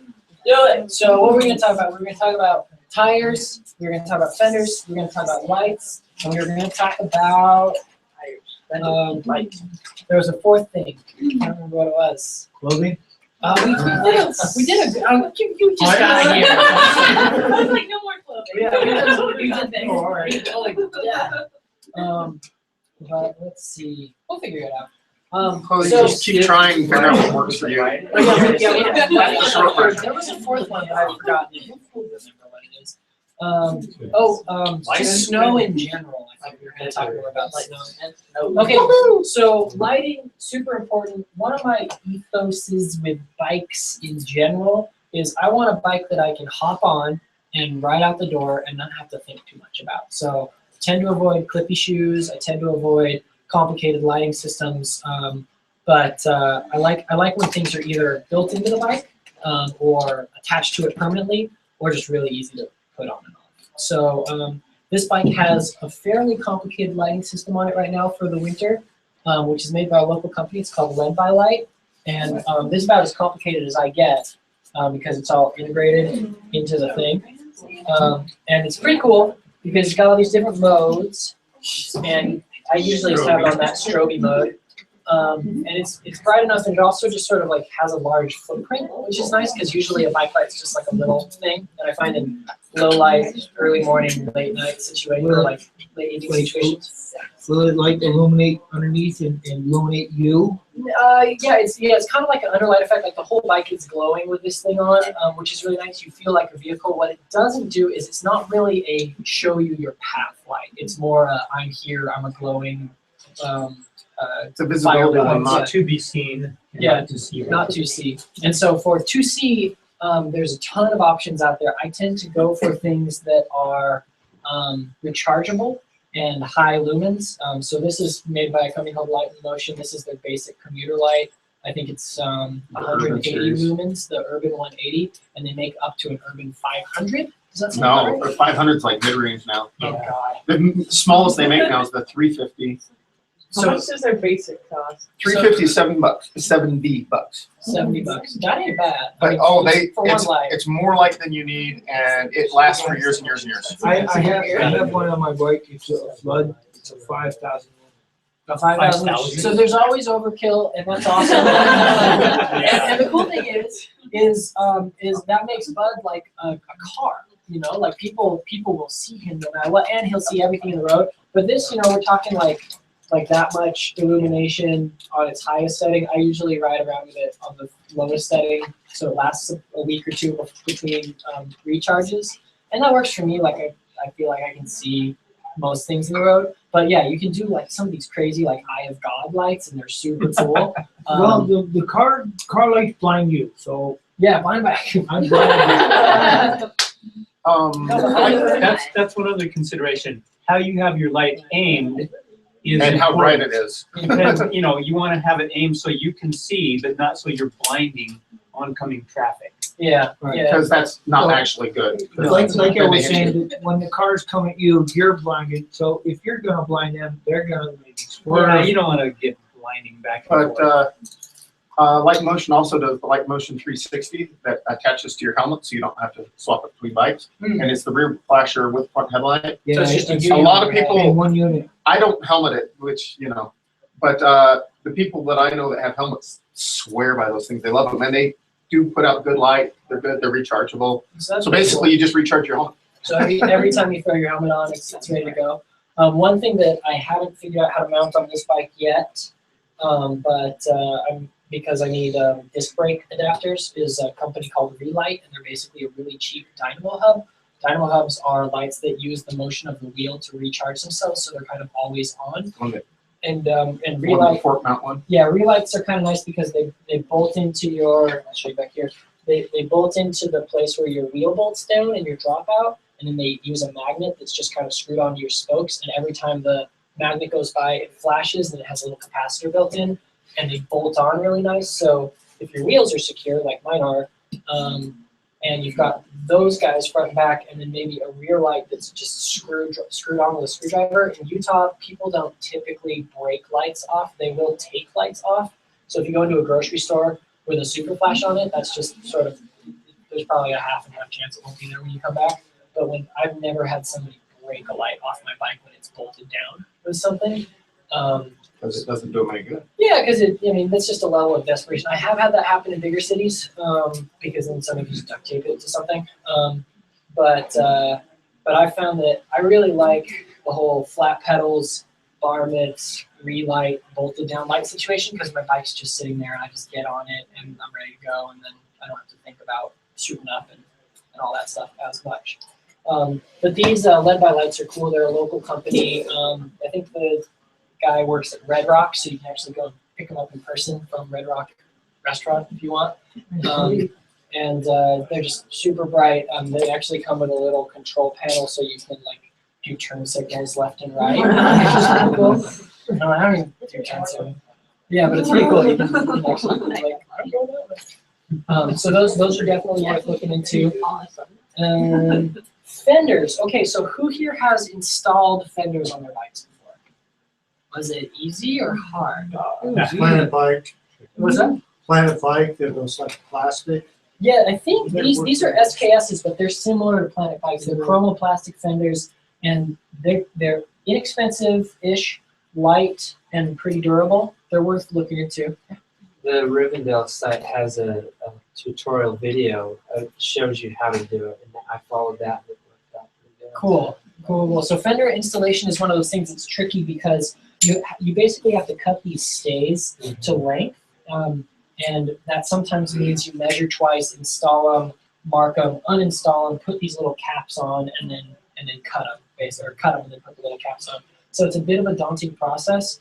The reason I bring up the installation process with fenders is we're in the Bike Collective, so we can help you install a fender if you've never done it before. It's a little bit daunting, but it's definitely worth it. We have fender sets like these, the SKS ones or the Planet Bike ones, which are called full fenders, meaning that they go pretty far down. This one isn't even that far down. That's one of the complaints people have with this SKS longboard fender. It's not super long. They'll even go down to here, and that keeps some of that road slush that Doug was talking about from kicking up onto your feet. The farther that fender goes down, the better. Yeah. Like I've seen people take, instead of having this little kind of rubber tail on here, they'll take an old tire and just let it drift all the way to the ground, so it's almost like a rain cutter or one of those like Buddhist rain guide chains. Plastic soda bottles were good as extensions. Oh yeah, plastic soda bottles. Beer cans. Duct tape. That's what mine. Yeah, it's cut off the tops of beer cans, flatten them, rivet them on. And Extensions. Rivendell, if people aren't familiar, is a really high-end bike company. They make beautiful, kind of considerate commuter and lifer bikes, basically. And they recommend using like duct tape or a piece of crappy thing to attach your fender, just because no one's bike should be too perfect, especially if you're gonna ride anything every day. They're like, just do one thing that is ridiculously do-it-yourself and kind of ugly, because then people will. Beer can be like fender extension. Then your bike won't get stolen, right? And people will realize that cycling is accessible, and you don't have to like buy the fancy solution for everything. Having said that, you can also spend like $50 on a leather mud flap. Yeah. And to return to my favorite friend, the 80s mountain bike, this bike's $120. I would buy a set of fenders for $50 and ride it through the winter as is, and it would be awesome. So like this will solve all of your commuting needs, just maybe not with the perfect style that something very considerate and expensive would. But this, with these tires, good winter tires. Couldn't go wrong for as a beginner winter bike. So one thing about fenders, you're looking at about $35 to $50 for this style of full fender. There are some limitations with these. You need a bike that has clearance, and clearance is what you talk about when you think about how much room there is between the tire and the frame. a lot of road bikes and a lot of performance mountain bikes, they don't have a lot of clearance unless you put a smaller tire on them. So clearance can determine whether or not you can run this style of fender. Also, eyelets. Eyelets are what the fender or accessory bolts onto. This bike looks like it's got herpes. It's got so many eyelets on it. But That's right. Hardville, baby. yeah. But as you can see, they bolt into different spots, whether it's a rack or a fender. There are ways around that. You can use P-clamps or you can use zip ties. It just means that your fender may or may not stay aligned through the season, so you might find it rubbing and you give it a little kick, and you don't give it too much of a kick because then you flip over. So you want to be kind of careful about how you install a fender. Apparently, he does his fender adjustments in transit. In transit. So this is kind of overkill in terms of fender clearance. I can fit like my whole thumb underneath here. And I did that because this is kind of my trail riding bike too, and I want to throw bigger tires on it occasionally when I like go for a trail ride. Then they're too wide for the fender. Well, yeah, so that's why I made them wide. That's why I mounted the fenders wide, so I could mount a little bit bigger of a tire with knob. Well, I know, but your tires will be wider than your fender. Oh yeah, they'll be a little bit wider. That's true. Those tires are actually a hair wide for that fender. Yeah, that's true. And so, like, obviously, if I'm putting my trail riding wheels on here, I'm not going to care too much about kick up. Like, I'm probably going to be wearing bike-ish clothes, and it's not going to be like my commuter setup, probably. Yeah. Those locating wires, Yeah, these guys. yeah, can you cut those with a pair of side cutters, or do you need a hacksaw? or- They're called stays, and they will dull almost anything you throw at them. We usually use Grinder? well, yeah, you can use a grinder. It's kind of overkill. We usually use Bolt cutters? Bolt cutters. Yeah, bolt cutters work pretty well. They're overkill for them. But if you have these, don't use them to cut your fenders with, because these are cable and housing cutters, and they need to stay pretty sharp, and they'll just get killed It by kills one the edge. fender. So can you put the fender on, adjust it, and then take the bolt cutters and shear them off? Yeah, that's Without removing the fender again? That's what I do, and it works pretty well. They recommend that you don't do that because, one, you end up with a kind of long tail here, which can catch on things. And it's sharp And after it's a bolt sharp. cutter. And then what I did is I just cut this. This is the fender or the stay cover, and they make this really neat stay cover that kind of goes underneath this bolt and holds the whole system together really well. And I'm really lazy, so I just cut it down so it's just the end there. But that means if I ever crash my bike or like, I thought I did it already. Nope. Or like kick that, it'll push through the sharp end, and then you've got a little sharp thing on your bike. And I've definitely had them cut my leg before, so that's like a decent. It's better to consideration. uninstall them and like grind them flat or something, even if you cut them like that. Just any grinder, whatever. Smooth. I mean, flatten it and round the edges even. So fender installation is a process because you're looking at even clearance all the way around, and you want to make sure that those stay ends are adjusted properly, but that you've got a little bit of adjustment. And you'll find that if one side is a little too tight, then it'll deform the fender's curve. And you might have to do something like put a little spacer down here so that its curve is consistent all around if you care about that sort of thing. But it's generally speaking a good project to do with a walkthrough. Come down here and we'll help you with it, or a project to do with a beer and a good record or something like that. Man, I'm a hipster. You know what? Vinyl? I do a lot of maintenance in front of the TV. You put on a movie that you know and you love, you don't have to really pay attention to. You chill and then you laugh at that bit and you work on the bike some more. What if my bike doesn't have any eyelets or raise-on things to screw stuff into it? So if your bike doesn't have eyelets or it doesn't have clearance, you can still put fenders on your bike. You're just going to have to choose your fenders really carefully. You can either modify other fenders. So like, let's say your bike just has really tight clearances right here. You could cut into the fender around where the fork goes and kind of sacrifice the fender to fit on your frame specifically. Or there are companies like SKS and Planet Bike make these ones called the race blades, which attach by way of like a rubber bungee to your fork blades and then just cover from here to here. And they work pretty well if you have like a performance bike and you're not going to ride it in like a blizzard, but you're going to ride it when it's raining. It's like a pretty good temporary solution. I'd rather ride it in a blizzard than raining. Yeah, right. That's Rain right. sucks. Rain sucks. But snow ain't too bad. So those are nice because you can put them on multiple bikes and they don't need a lot of attachments. And then likewise, you've probably seen like the the duckbill style that bolts on here, and that just basically keeps the rooster tail kick up off your back, and then you can get ones that install into the steerer column here with a little expander wedge, and it's got like a little tail piece on there, and I feel like full fenders are really great because they cover the whole. I guess They protect the bike too. they do. Yeah, they keep your bike from That's- getting dirty. That's the biggest thing with full fenders is, You don't have to clean as much. well, grime. you're maintenancing twice, 3 times as much in the winter, in bad weather, than you do in summer. Yeah. And the better your fenders, the less there is. And so you've got kick up from the bottom of the wheel all along your drivetrain, and it can wear out your drivetrain more if you don't have full fenders. You've got this area which will build up a lot of slush and muck and stuff like that, and then your tail will have kick up that will create like a rooster tail down your back. So full fenders are really the way to go. But if you have a fender from here to here, and from like here to here, that'll do 90% of the job, or 70% of the job. It keeps you dry on most days.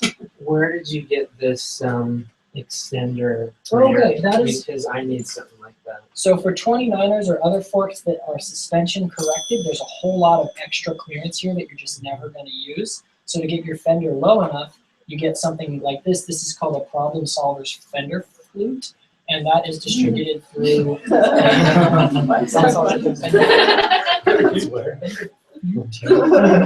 And the most bike shops have the distributor that carries those. The other thing you can do is just put a piece of metal with 2 holes drilled in it. You know. Yeah, that's what I was thinking about doing. But then I saw that you had one that it's all fancy. Yeah, and you can actually screw in, has threads and stuff. Yeah, so it's kind of nice. It's just threaded through, and then you can change the height. Problem Solvers, the company is carried by most distributors, and they have tons of problem-solving little things like that. Yeah. That's what they do. Yep. I love this split kicks thing. Yeah, right. Okay. So that's fenders. The other question here has like, how do I attach stuff if I don't have the eyelets? Then you're looking at P clamps, which you can get from most hardware stores, and they just kind of clamp around and put the bolt through it. They'll work in 90% of applications, but when you have the combination of P clamps and low clearance, and you want to run slightly knobbier or bigger tires, that's where things start to get a little bit hairy, and so you have to decide what compromise you're going to do, whether you're going to run skinnier tires and have fender clearance, or shell out for a winter-specific bike, or just tolerate it and ride carefully and adjust often. A winter thrasher. A winter thrasher is not. Winter bikes take a lot of abuse. If you're going to buy a second bike for winter, make it a thrasher. Make it cheap and disposable. Yeah. Because they take a lot of wear. Some people sell like hybrids, like they're already pretty much set up for the road, lights and fenders and the rear rack. Yeah. It seems like it's a reasonable way to do it. Yeah, no, those bikes are really great. Kind of a commuter bike out of the box. Saturday Cycles is the shop that springs to mind. Bikes Direct, I know, sells pretty practical, off-the-shelf winter bikes that come with fenders. It can take people years to get their bike to where they like it. Just like trial and error. So if I had it to do over again, I think I'd just buy a good hybrid. Yeah. If I knew where I was headed, where I was going to be biking. That's the problem, is you never know. But no, that's a really good point. And I think that this is sort of a larger, like sociological, like societal question. In the United States, we prioritize racing bikes because the market perceives bicyclists as athletes. And there are a lot of bikes out there that are as utilitarian as a Toyota Camry, but we're in a market of performance off-road vehicles and race cars. And so then we're modifying those to be good commuters. And more on the market, there are affordable commuters that have everything solved and everything's already thought of. Salt Lake Bicycle Company has a commuter bike with full fenders that starts at like $450. It's pretty classy looking. Fisher's has a giant bike that starts at $350 with fenders and rack mounts and is pretty awesome. So those are both worth looking into. Or you can go the fancy route of Saturday Cycles and get a bike that you could also ride across the country. That's sort of like an adventure touring type thing. And Mark will hook you up. REI and Schwinn, like for a mid-grade bike like Dick's Sporting Goods, I don't know if they carry Schwinn, but someone of their level will carry Schwinn, and Schwinn's been putting out some full commuterized bikes, and Novara also has been putting out some like full commuterized Fenders, rack, all that stuff already. So if you're in the market for one of those, looking at those new options is really awesome. You can come down to us as well. If you're looking for a winter commuter, the main thing that I would look at is eyelets. Does this bike have the little holes for me to mount racks and fenders? And if it does, then it's going to be more versatile, and also usually the manufacturer will have taken frame clearance into consideration, and they'll have made it so it can fit bigger tires. And so now we can talk about tires, unless anyone has any more questions about fender mounting and clearance and that sort of thing. Tires, hotly contended, very techy, lots of different solutions. Basically, if there's ice on the road, you're gonna slide around. Like really, that's what it comes. What's that? You're gonna fall. You're gonna fall. Like the ice and snow and stuff, it's slippery, and you can get really good tires. You can get specific setups for different applications, but it's kind of the same as the clothing thing. Like the season will be changing constantly, and there will be compromises.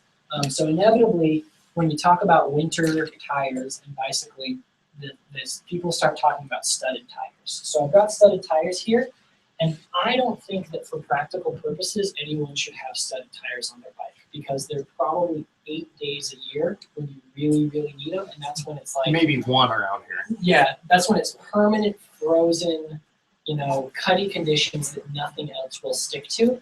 And so these basically have a little stud in here. And I brought these and these because this is a factory studded tire. This is a homemade studded tire. The homemade one is awesome because it's really, really cheap, but it has a ton of downsides. One, these are probably just hardware store bolts. They're super heavy, so these bolts will probably, or these screws will probably wear out in just a couple applications. They're super heavy, like Bud said, and they don't have a tire liner built into them, so you're going to have to run a Mr. Tuffy strip or something like that, or another tire. Actually, what you do is you take it, for homemade jobs, you take an inner tube, cut it out, split it, and put rubber cement on the inside, and pump it up with that and hold it in place, so it's a glued in liner into the tire when you do it. So you can definitely do But I don't that, run those. and then your bike will weigh a lot, and that's fine, really.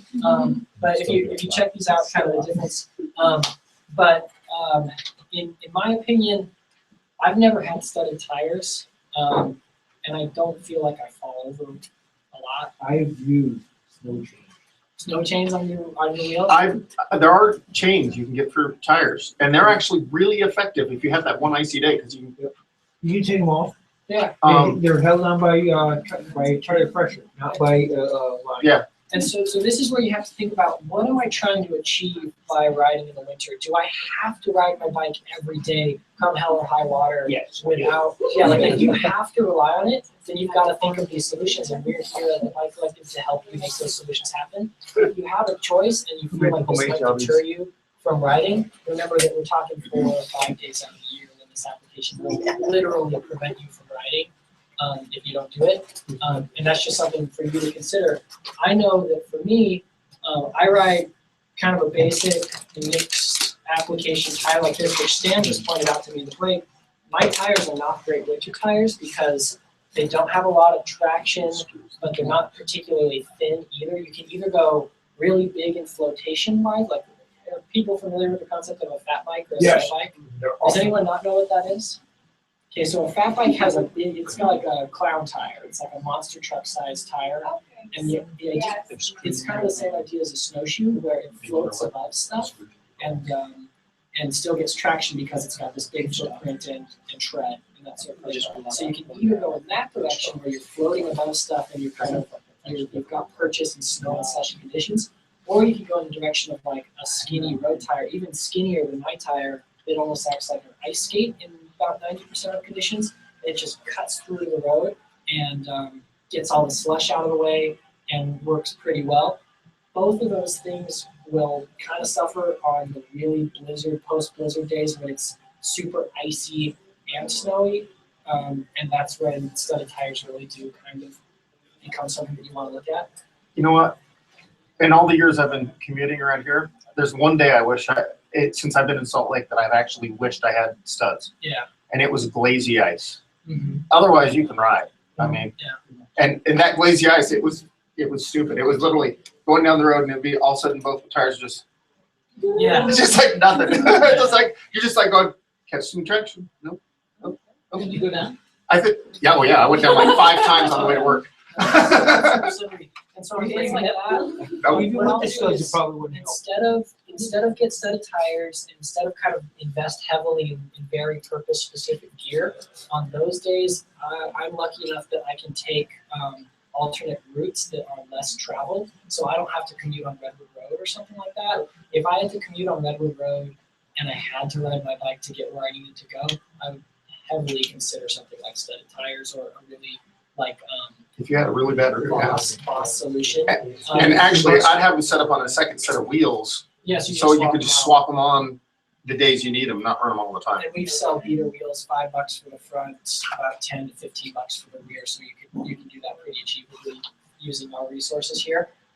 But for me, I just take the road less traveled and slide around with it. I mean, you might see my Instagram posts from the bike collecting account of like an empty road and my bike on its side. I'm just like, yes. I think every commuter goes down at least once good at early winter, like in one of the first early storms, because, and this is the thing, you got to remember to control your speed, just like there's leaning turns and there's upright turns. In the winter when it's slick, or if you don't know what the condition of that corner is, it's upright turns. If it goes slow enough, you can turn upright like you're going slow in a parking lot. Because if you're leaning into it and you lose it, unless you immediately get really good traction afterwards, you're on your way down. Yeah, you can Because all it takes is one little patch on one tire of ice. So even dry, I've gone down on what looked like dry roads. You come around a corner, catch one little piece of ice in the front, is gone. And just because you're having fun that day and leaning into a corner instead of slowing down and going upright. Yeah. All your corners are upright because then you have time to recover if you slide. How do disc brakes do in the winter? I don't have experience with that. As long as you don't have road rotors. As long as you don't have the rotors that he was talking about with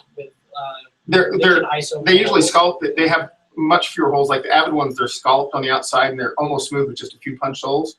Those can ice up and they don't clear ice fast. Yeah. And it's usually only in really bad conditions. I remember Thanksgiving storm last year. It was all day, heavy, wet, this deep. Yeah. I go riding in the first storm every year. And I rode all day in that. And half a dozen times during the day, I went down to Feather Break. It's like, oh crap, oh crap. So brakes do perform poorer in the winter time. That's definitely true. Can you bring Rim the back brakes row? more so because the rims get covered in snow and sleet and ice and stuff like that. But it's almost never a deal breaker unless there's already an existing issue with your brakes, like the rims are super shot or not cleanly machined or something like that, or if there's an issue with lever pull. So a properly adjusted system, regardless of what it is, should stop enough to slide around in the winter. Here's a piece of advice on that, and I think every winter cyclist does it, whether they think about it or not. Periodically feather your brakes and make sure it has some grab. It'll clean off the stuff off your rims. It'll clean the stuff off your brakes. Every half mile, you just enough to make sure that they are grabbing a little bit. And it'll make a little bit of noise. So it'll clean your brakes off so that they do work when you need them. Because you put your head down and you go for 5 miles in slush and spray and stuff, and then grab your brakes. Yeah, they're going to be icy. Yeah. And so I think that the biggest thing I would just encourage people to do with that sort of thing is try a couple things out. The bike that you have is probably a fine winter bike with some kind of adaptation or modification. We can help you with that stuff. You might want to start looking into an ideal solution if you feel like yours is really lacking, or if you're like a time trialer and your bike's super fancy, maybe think about a burner bike or $100 bike just so you don't trash the drivetrain on your, because a replaced 10-speed drivetrain is going to be about as much as a $70 bike from the Bike Collective. So more. That's something you're going to want to weigh there. But long story short, you can do things almost for free, especially when you work trade and volunteering here. You can do things really fancy and bike specific. Or you can do things that kind of skate the line between those two things. And I feel like that metaphor of just slowly introducing new things to your routine so that it becomes second nature has really worked well for me over the years, to the point where it's a lot easier for me to bike to work than it is for me to drive to work, just because I don't think about it, you know? I'm just like, oh, I'm going out the door and I've got this stuff and it looks like it's gonna snow, so I'm gonna wear my goggles and you just don't think about it anymore. And the Bike Collective is here for you. You know, if you want to volunteer in the wintertime, Monday nights and Friday nights, we're doing volunteer parties where we're fixing up kids' bikes. We're trying to fix up like 550 this year, which is pretty nuts. Last year we did 300 in the wintertime. So we need all the help we can get. You can learn a ton by tuning up our bikes and just we'll answer any questions you have. The open shop is a great time to fix your own bike. Things like fenders, you can pay $35 to $50 for new fenders. You can also pay $5 for fenders from us, but they're going to be a little more complicated to install because the stands may be used or they might be weird and not fit on your bike perfectly, but we're happy to help you troubleshoot that. Adapt, yeah. And where there's a will, there's a way. You know, like you can do any of this stuff at any degree that we've talked about tonight, from the most basic of buying your first rain jacket to the most advanced of buying studded tires, and somewhere in between is probably where you want to start, and we're happy to help you with that, no matter how basic or advanced it is. And have fun with it. You've got each other. We're going to try to throw a big winter party in February where we're going to have like a worst day of the year ride where we're going to go out and ride and celebrate just, you know, ridiculous weather. Stan throws an alley cat every February called the Arctic Cat, which is just like a scavenger Late hunt. December, early January. Oh, okay. Well, it's a scavenger hunt. I'm thinking between Christmas and New Year's this year. Okay. Yeah, and we'll be closed between Christmas and New Year's, so that's perfect. You can go out and play instead of coming here.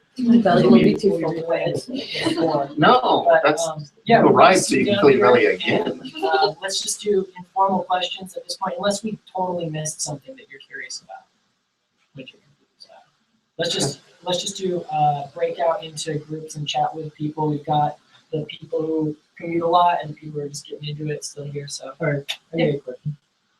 For bikes with suspension, how do we keep the salt and slush out of this porch or out of the stanchions?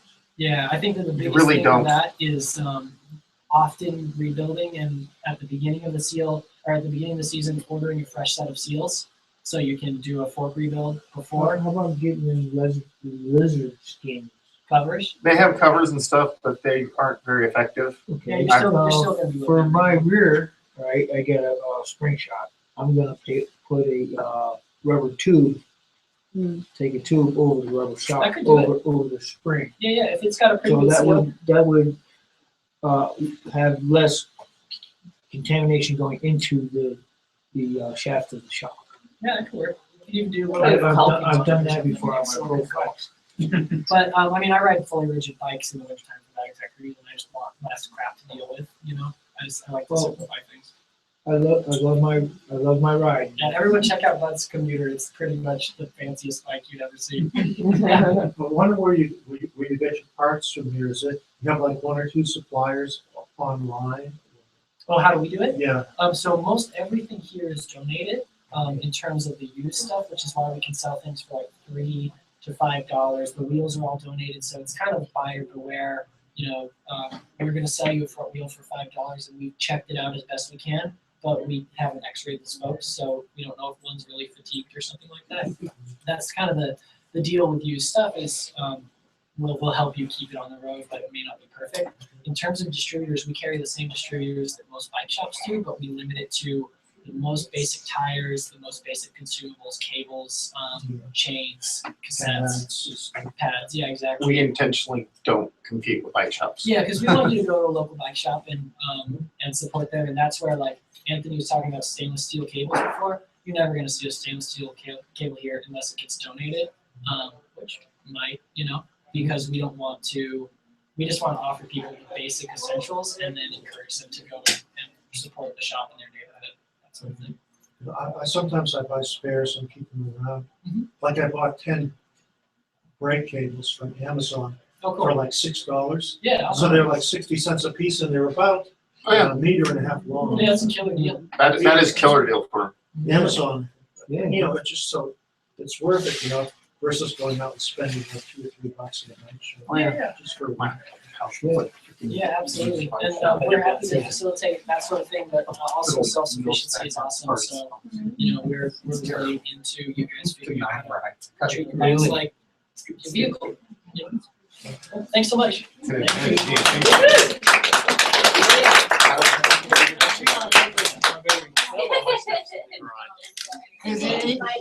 don't have crowds, otherwise it would be. All right, who's overwhelmed of the new people? So how long basically well, I kind of like volunteered for like 5 years, a year or so. And I really dropped out from. 44 South, 46. 40 West, that's a ways. Yeah, it's outside of Bangor, 44 South. You ever take tracks? Oh, yeah. I take tracks when. Something when I'm in life, it's mostly already. Yeah, absolutely. They can start you from the beginning. But on Monday, there's a class. Yeah, and every Wednesday there's a women's only night. Yeah. Yeah, that's, I'm there every other Wednesday. Erica's there on the one I'm not. Also, anytime that we're open, we have an open shop. And sure, especially in springtime, winter won't be as busy, and those are great times. Sometimes it's really busy, you might find yourself like coming at me like, I'm here to volunteer, and the person that's working is like, hang on, I'll find something to do. But yeah, changing flats is like during the summer when it's busy, like if you went on a jet of flat and you were there on Sunday when I was working, then every flat that walked in the door, I'd be like, can you help them out with that? And you would just get better and better at it. Right. But the Monday mechanics courses. Yeah. They're free. I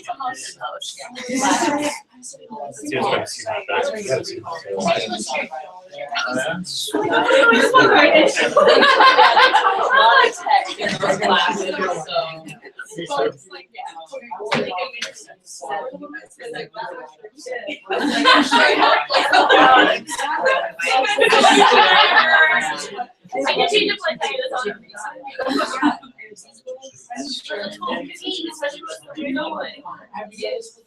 If anybody's interested yourselves or that we now have this year, program, but it's a do-it-yourself apprenticeship program. So basically, we had workshops with other programs, and he's not gone, but he put his curriculum that he made into a file, and so we put up like ways, 3 or 4 copies of how to do binders. And yeah, you can come in and volunteer and work your way through it, and it should hit the basic points.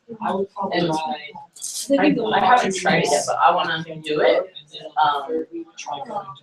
And so I might put that as a small. If I decide to dedicate it to it, I'm not really great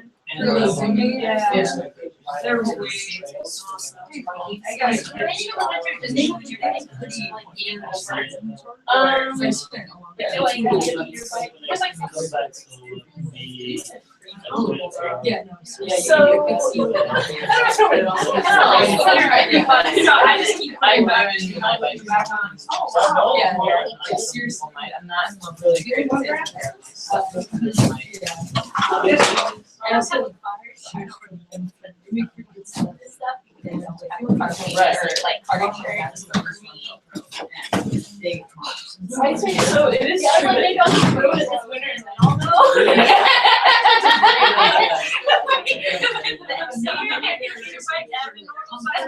So if you are doing it, you'll have to replace the chain cassette and this gears here.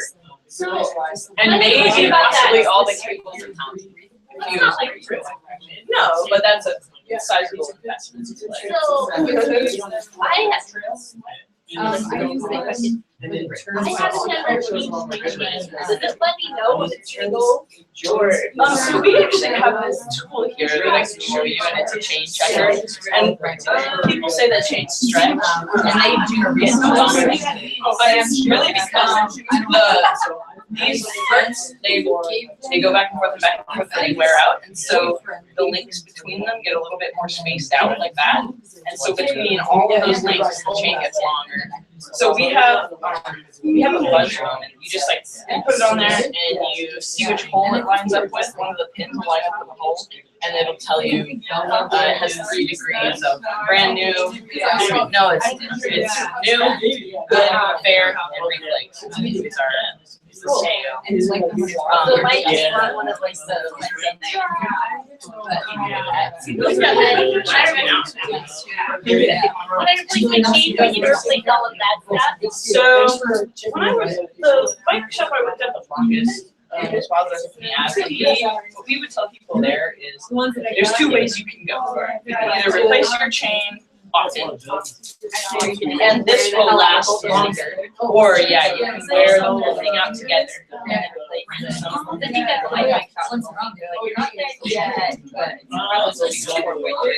What happens is what happens when it really wears out, yeah, you'll go to go pedal hard and you'll feel it slip, and that's when these are slipping off the tube. And sometimes it'll usually only happen in 1 or 2 of the cogs, the ones that you use the most. You know what I thought I used bikes and I had like 7 gears in front. There's like only the 2 in the very middle that still like works. Like if I rode like just like chill, then it would all work. But if I wanted to put power on it, it's like so that will let you know. And if what happens is if you wear them out together, and then you put a new chain on, it may slip. So you can always try put the new chain on, but if it slips, then you gotta replace the cassette. So you can try just chain first, and then if you have to know that might be coming. Right down to the brakes, like the So riding in a bus it's just the gear out. So I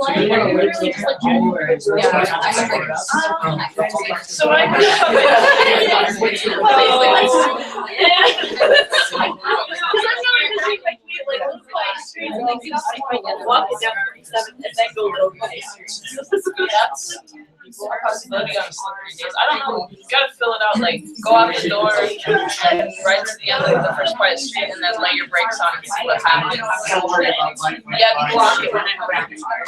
Yeah. But it's slippery out. Or when you're riding on like wet things, and then like if you tap your rear brakes, you can get your bike to fishtail. So the back wheel will just slide a little bit, like right as you stop. And I mean, if you play with it and get good at it, it's really fun, right? You're just like,